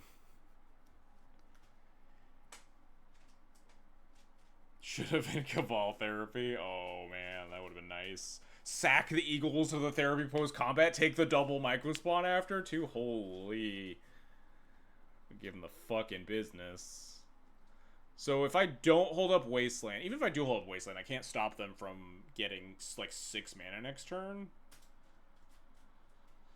If I just crack for 9, they can just, like, Coslex Command, kill my guy after. I'm trying to think about if they rotate the well, it's hard for them to have green plus the crop rotation, right? It's 6 mana, which means, but it's 6 mana if they go get Nexus and they can't kick a Myco Spawn. Is it just take Coslex Command?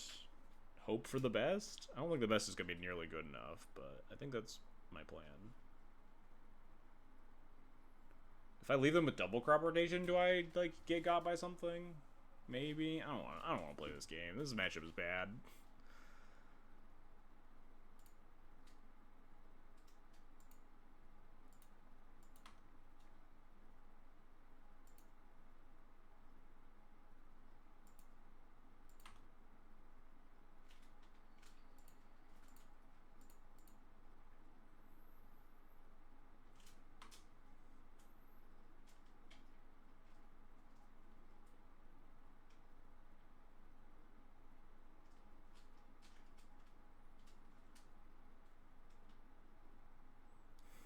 We get to put an Eagles into play, at least.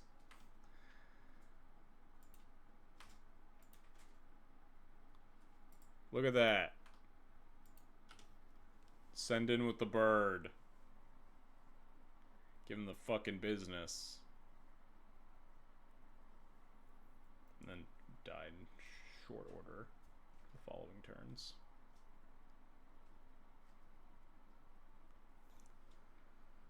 I don't want to think about how badly they're gonna manhandle me this next turn, so I'm just gonna close my eyes, and it's not gonna hurt me too bad.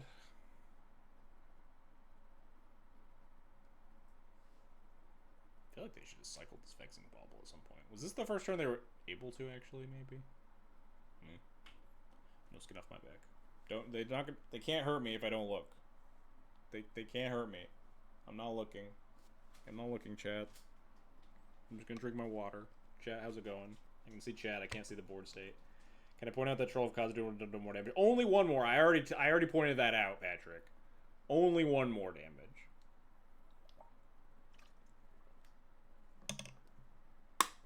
And Eagles is better with Solitude, and I think that's it.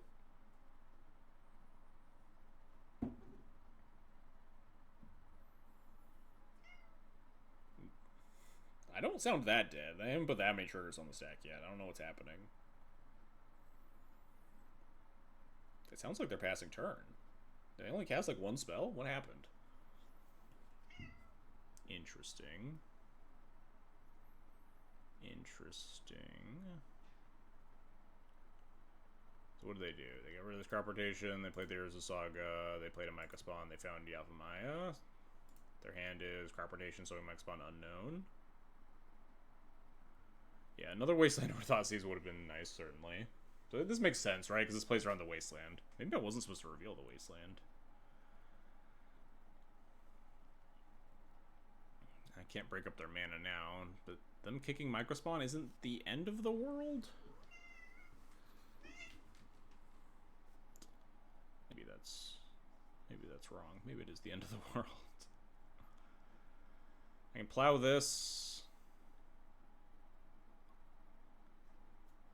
Attack, cast Recruiter for something, cry a lot. Not sure why they didn't kick Myco Spawn and get Wasteland. They couldn't kick Myco Spawn and get Wasteland. They had exactly 6 mana. And if they wanted to filter for green off this, they go down to 5 mana. Which is why I made this play the way I did.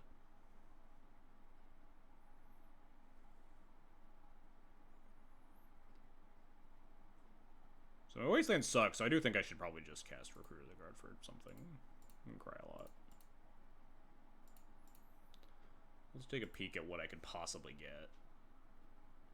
If I get another Emperor that's burst damage in air quotes...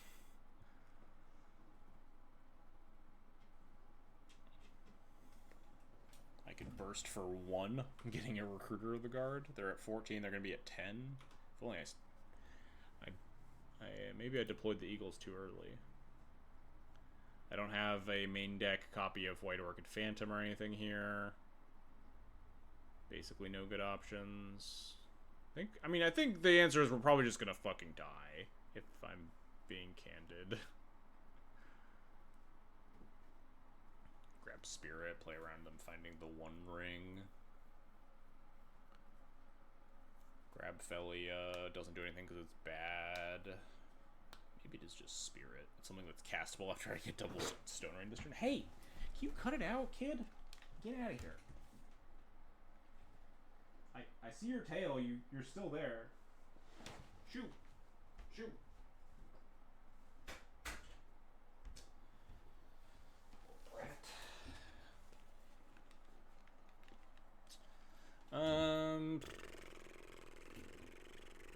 Stoneforge or Spirit, I think. I want something cheap that tries to put pressure on the opponent. So maybe it is just Stone. Let's just get Stoneforge. I think we're gonna lose this game. I don't want to think about it much longer. Kill your thing. Attack you for 4.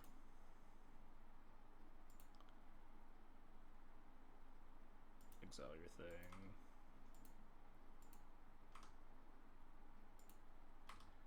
Hiya.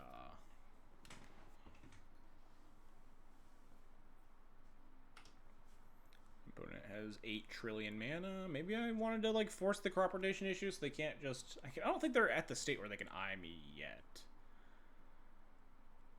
And, well, I guess this turn they could just Micro Spawn, exile the Wasteland, get eye or something. But that might be like a touch too slow. Because they don't have like a shit pile of mana in play yet. No, that helps.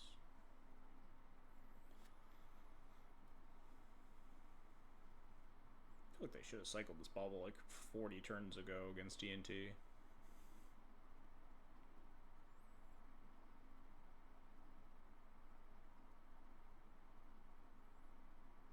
Yep, kick on the Wasteland. Meant... No, I needed to get something into play. This is just get eye. They go to 13 after we plow. Then we have... Wait. Huh? Didn't they? Oh, they searched for another Cloudpost, sure. And they have crop rotation, so now they're gonna... Presumably they have, what, 1, 2, 3, 4 posts. That's 8. No, I'm not doing that. I'm not counting. I'm gonna kill this. I'm gonna Stoneforge for Cauldra. I'm gonna attack them, and then I'll die.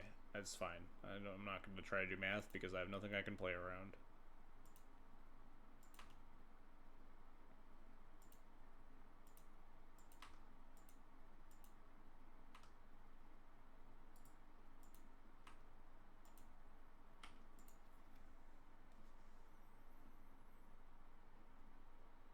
We have lethal if they don't hurt me super badly. I feel like rotate eye. No, I'm not thinking about it. We will simply die instead. It's fine. Oh, that looks like death.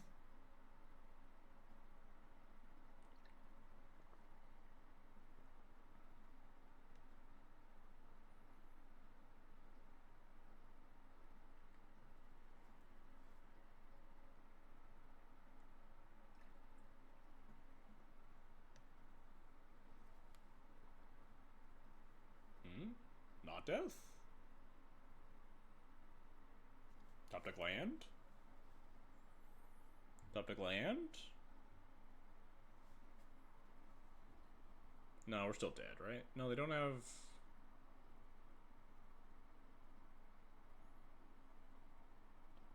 We're not killing them, unfortunately. They're at 8.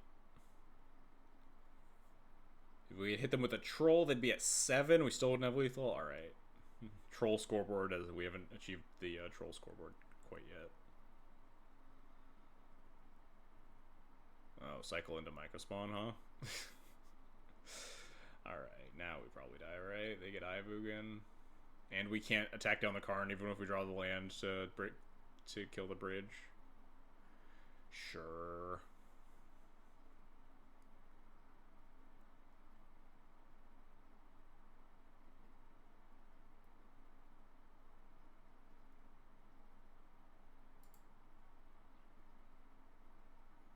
Flicker the bridge.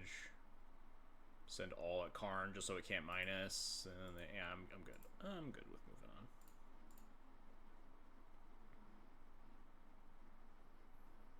They hadn't top decked the Mycospawn. I think there's a chance we can get somewhere in that game. Really annoying. Let's cut all these godforsaken Swords to Plowshares.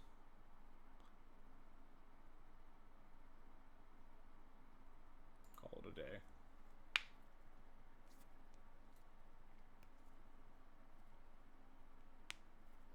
Definitely a matchup where you just want to set up like White Orchid Phantom Phelia or something.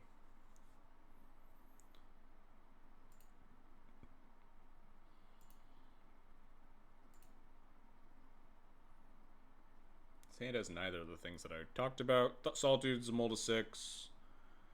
Stoneforge and Skyclave are both decent, but with no real ways to break up what they're doing, I feel like you're just going to always die. So I think I'm supposed to mulligan looking for some of those cards. This is a turn 3. I think we keep this. I mean, this hand's bad, but this is turn 3 recruit White Orchid, potentially like turn 4 flicker White Orchid, which is slow, but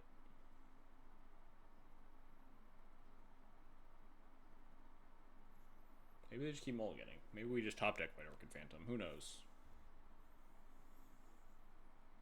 Top deck Phelia. Top deck any 2 would be like probably pretty satisfactory. Oh, I missed your stupid question. Delayal was already taken.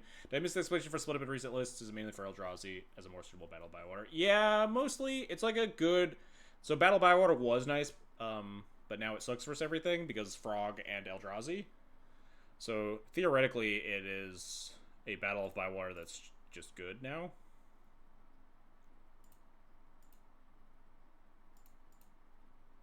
If it is good. It is a better Battle of Bywater, because Battle of Bywater you should not be registering.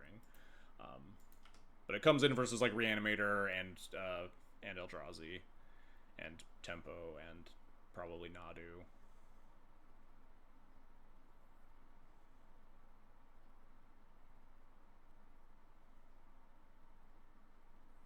But it's a card that I've been trying and I've been like fairly impressed by it, but I haven't cast it a ton, so no one else is really trying it with me. But I think it's like probably pretty good. You sacrificed your let dog back in for that. Alright, yeah, I'm glad I noticed. Alright, well, this plane is good if we get there.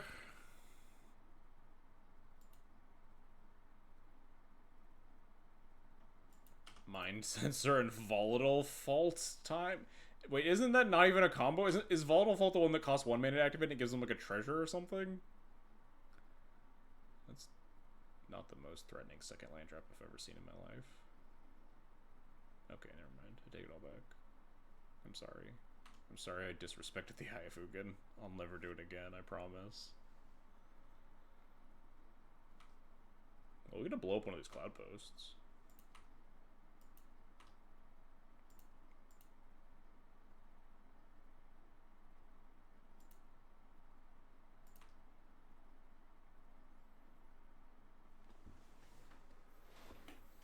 I think I just do that the following turn. This turn I just shoot the 1 Cloudpost.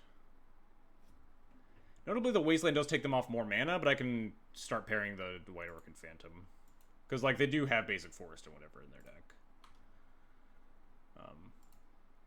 But the White Organ Phantom starts pairing with these Flicker Wisps and stuff in my hand, so I want to get that online sooner rather than later, I think.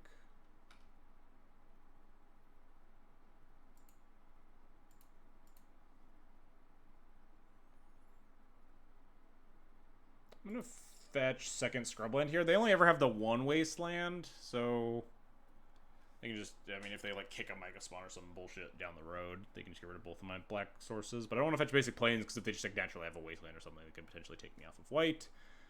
Or take me off of black, and I don't want to fetch basic Swamp here, because if they have the Wasteland, they could potentially take me off of hard-casting Flicker Wisps. I don't think any of this actually matters. Just kind of talking out loud.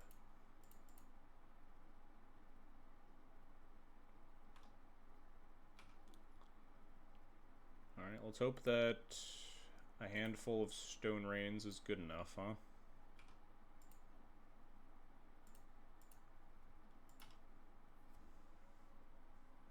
I don't actually know the number of basics in this deck.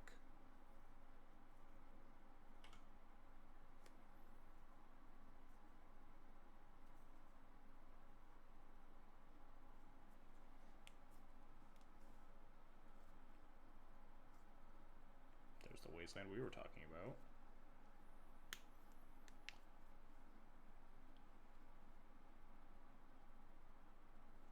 Attack? Really? Seems crazy to me. You're just, like, never winning by damage, right? This thing just, even if it's just gaining you 1 life, it's usually good enough.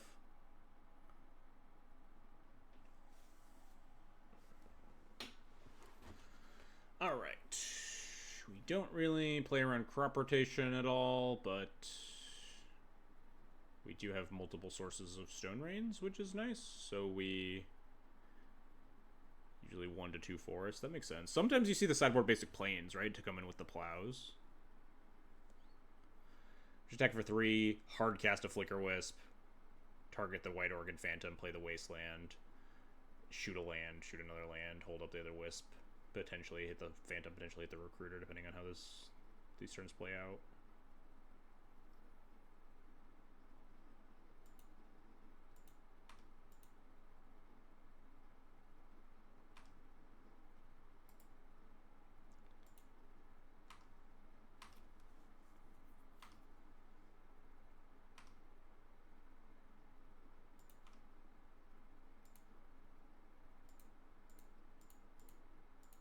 This also plays nicely into, like, if they have, like, Dismember or something, we can at least get the Phantom trigger anyway.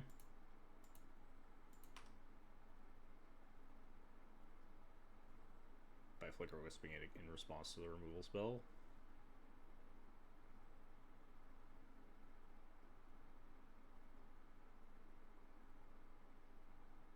What's this? Oh, Kozilek's Command, sure. This also makes a bunch of spawns that is pretty annoying.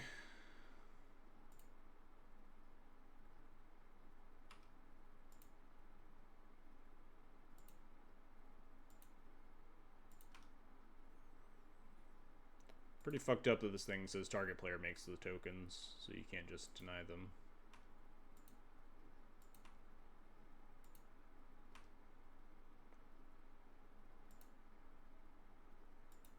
Do I have Wasteland's Ayavugan?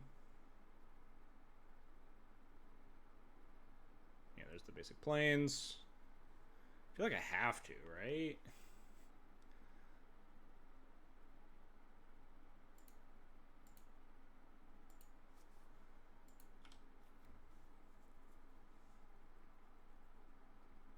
Sure hate though campus list, yeah, exactly.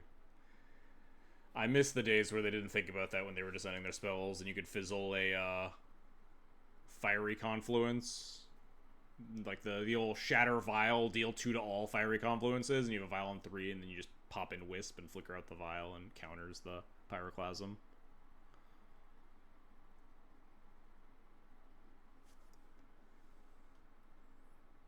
Again with the attacking, I don't see a vision where me taking 6 to 9 points of damage really comes through. Well, I mean, I guess that's fair. We just gotta jam this Vial up the curve. Unfortunately, it means that if we top deck exactly a Recruiter the Guard, we get kind of punished, but we really want to just get to Yori on here. And it's not bad. We're probably going to die. Oh, wait, no, yeah, never mind. I was about to say I was supposed to be Yori man, but I'm definitely not. I'm supposed to cast Phelia.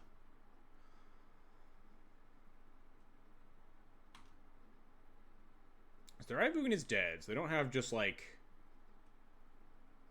natural inevitability. Maybe I was supposed to. Oh, no. If I put Phelia, if I put Yori in my hand and I just get Karned, it's pretty terrible for me.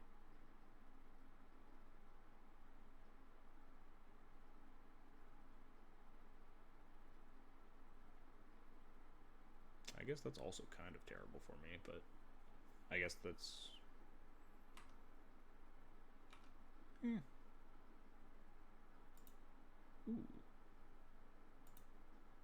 Don't mind if I do. This card sucks. It does let me attack with the Phelia, and it doesn't die to the Micah spawn, which is, like, maybe a choice that I want to make. It feels so horrible. They're just dying in 2 attacks. Like, do I even need the second Phelia trigger? I guess they're not dying in 2 attacks, so I'm going to flicker the White Orchid Phantom on attacks here. They're only taking 6. Going to 10.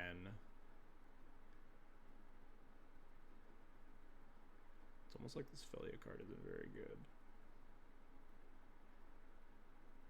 If I play the Sash and eat 2 things, I have 8, 9, 10... 11, 12 damage. So it is still lethal, so we just milled this. Assuming they have literal nothing, which is probably not a very good assumption in the face of a 1 ring. Also didn't factor in 1 ring damaging the math either. Attack with the Mega Spawn again. Why? I'm gonna die to damage, I'm gonna feel like an idiot, but like these Mega Spawn attacks feel so worthless. Maybe they have another the 1 ring to cast here. The attack last turn made sense.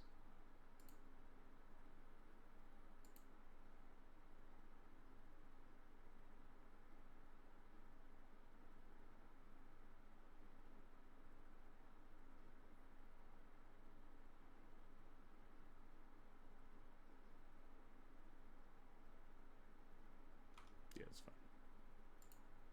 I'm pretty ecstatic that they are wastelanding me.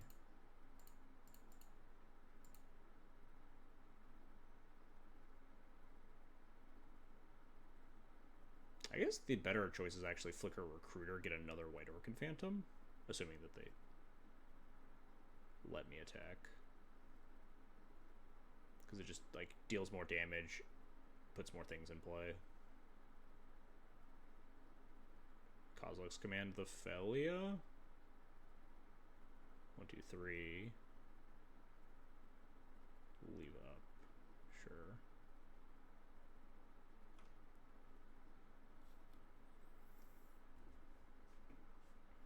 Scry towards Source of Plowshares. I mean, I attack for 9, 10, 11. 1 on top. That's not good for me.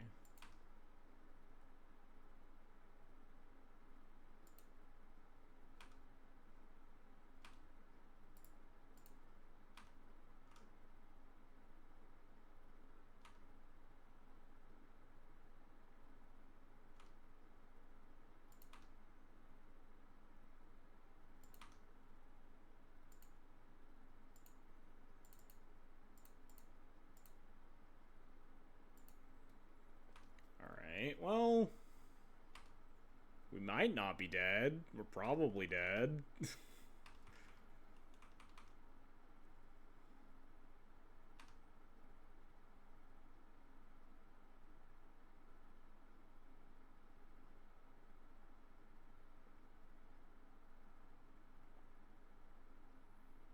Did I attack the Recruiter the first turn? They've attacked with this Mega Spawn 3 times.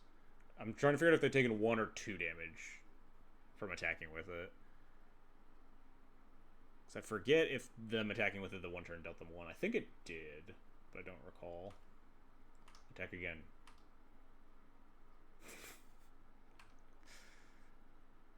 They know they can block, right? I guess maybe this one's second One Ring. They've drawn a lot of cards. This could be second One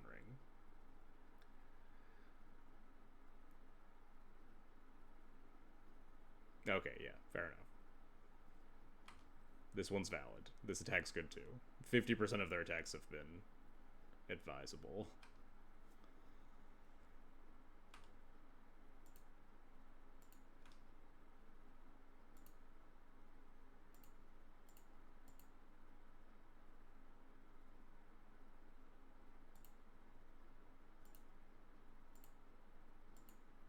What do I want to draw even? Like, I don't even know. Sure as shit isn't that. Do I protect the Sash by equipping it to a Wisp or something? They're going to 6 here, which means that, like, double Wisp in the air is still lethal just by itself, so probably not. I think I honestly pick up Yorion, because if I, like, draw 5th mana, there might be something I can do, and I don't need this Sash to be, like, a million. I can finally block the Micro Spawn this turn if they attack again.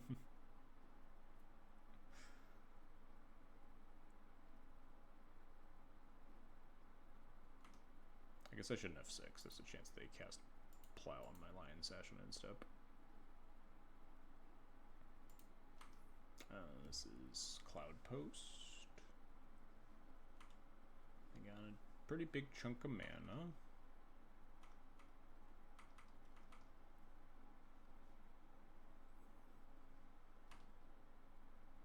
They're effective 4. And 8 cards in hand. Oh, effective a lot more than 4.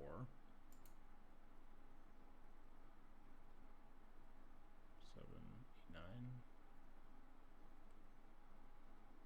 It's probably GG.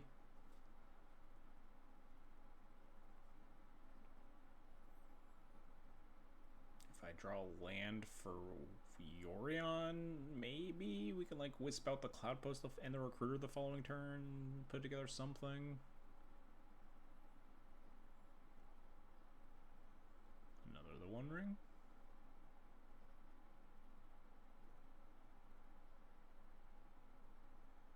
I think they're paying an X cost though. This is Kozilek's command then?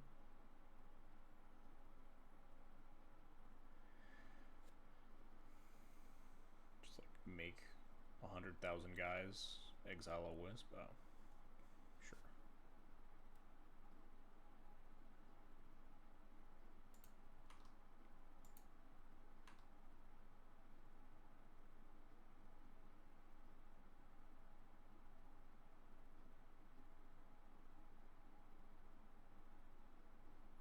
Woohoo, Mega Spawn, yay, yes, everyone's favorite, super fun and interesting card.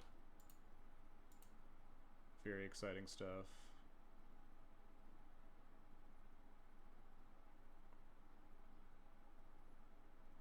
I mean, if I pretend that their hand doesn't have anything, we have lethal, right?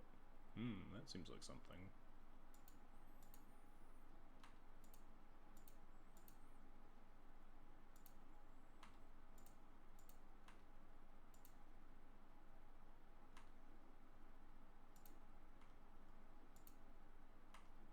Maybe they'll attack.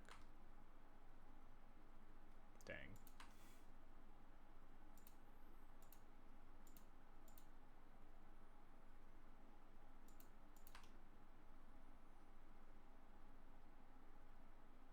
Perfect. Another Aether Vial. This is just what I wanted.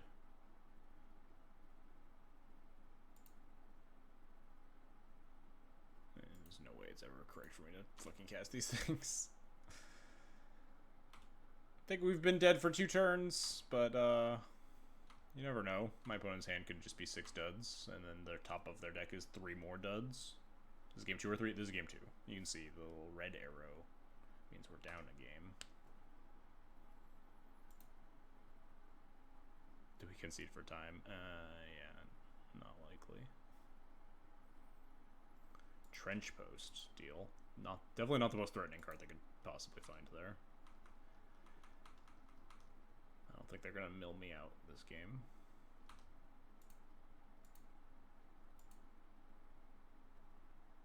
What about conceding for 5s? That's a good plan, but this is the literal last game of the night.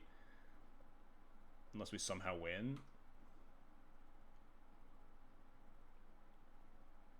So we're already gonna end the stream on bad vibes. So we might as well let the opponent do their thing. We also still are presenting...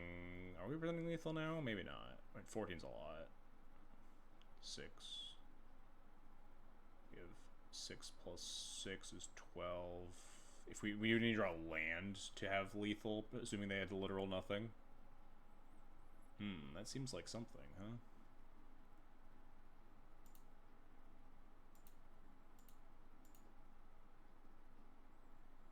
I prefer it when Cloudpost casts the big Eldrazi versus me. Well, it was kind of our own fault. We wastelanded that Ayavugan, and now that we can't just let them into the game in an easy fashion, we have to let them cast 3 of the One Rings first.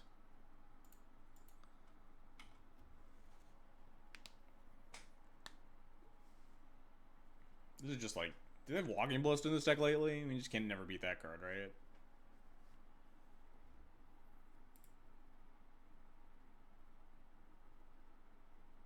That doesn't do anything. I mean, it might in tandem with other cards, but like, as it currently stands, that card seems fairly beatable.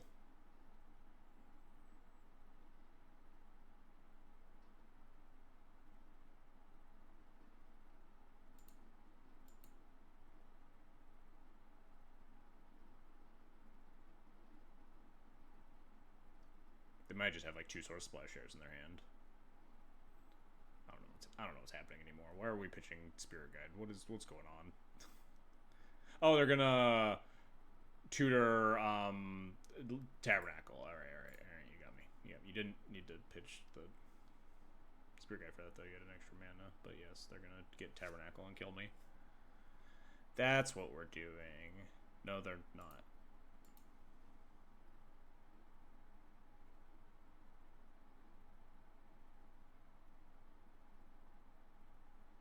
Perplexing. Extremely perplexing. Well, we have to play around the Swords of Plowshares and send both Flicker Wisps at the Karn. If I send Sash at them, they just triple block it. So I just don't do that.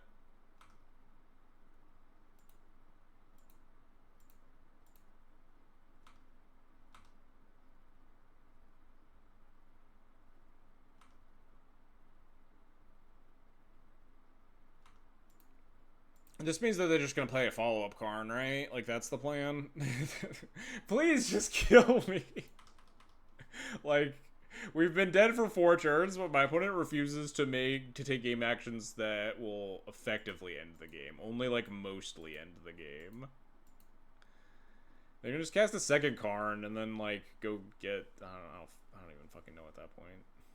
But, like, they have Tabernacle, right? This deck plays Tabernacle? I'm not crazy? They could have just Tabernacled me and Stone Rain and like killed all my creatures and completely locked me out of this game. They poured out the Tabernacle versus D&T? That doesn't seem right. All my cards cost 100 mana.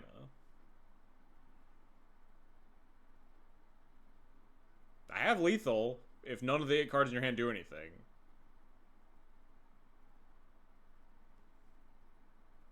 Tall Order.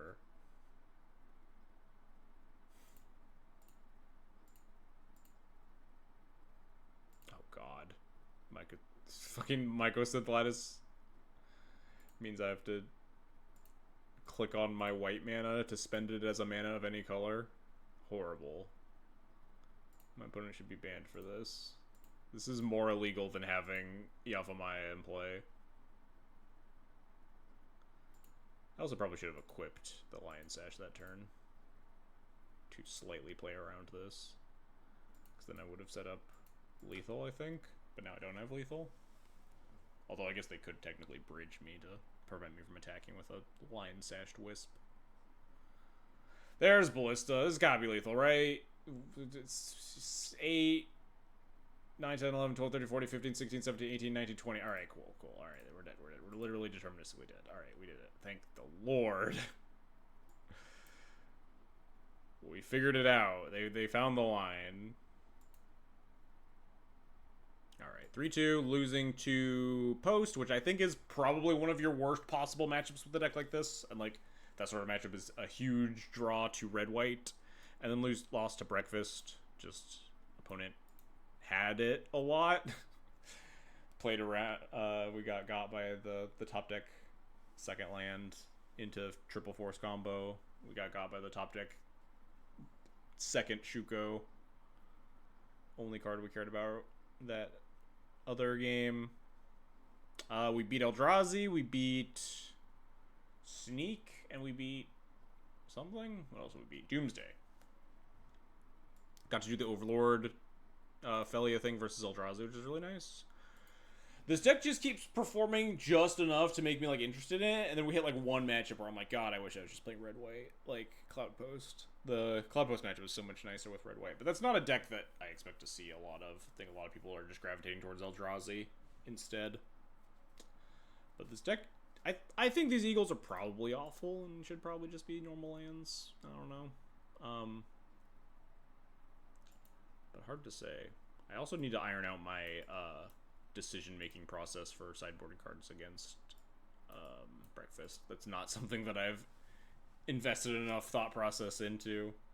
I think the answer is just you don't want Graveyard Hate. You maybe want, like, a single Fairy Macabre as, like, a bullet with Recruiter. I'm putting Idyllic Grange in all my black-white decks now. Good luck with that. I have a feeling I know how good it will be. For even on Graveyard Hate against them. Yeah, I think it tracks. I think just the addition of Nadu means that, like, your card having no text half the time is pretty awful. And then having no text even more than half the time, because sometimes they go for the combo and they have the ability to use Memories Journey to play around your hate. So it's like, I guess Grafdigger's Cage means that they can never Memories Journey you, which is, like, kind of nice. But Grafdigger's Cage also is the least versatile. And the most, like, answerable. It's the least, like, surprise value. It's got, like... Yeah, Macabre is both tutorable and uncounterable, which is, like, kind of nice-ish sometimes. They don't always have the luxury of having the green mana up. I could see maybe porting in, like, exactly one Macabre, but I think the answer is just never porting Graveyard Hate for his Breakfast. Anyway, it's gonna wrap up our stream. Had a little bit of a short stream here, except for that grueling last match where we were dead for 4 turns, but... Got to do our cool Overlord things, though not as many as, you know, we might have liked to do. Let's find out who we're raiding, huh?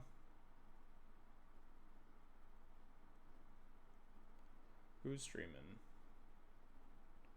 No one ever streams Legacy, huh? Let's go raid Dingo. Dingo's who I usually watch, because he's always on. I don't understand how this man streams so much, to be perfectly honest.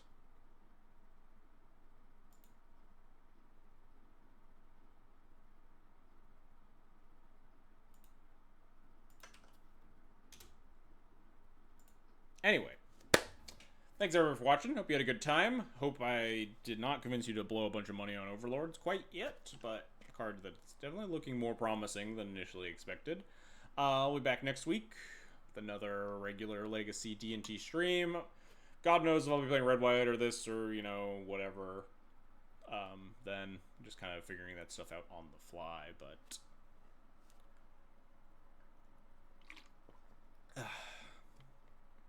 It's kind of a blessing my LGS is out of Overlord, or I would have. I need to put in my pre-Eternal weekend purchase of paper cards. I've been putting it off. I still don't own my, like, Exploding Kittens cards. I don't own my Johnny's.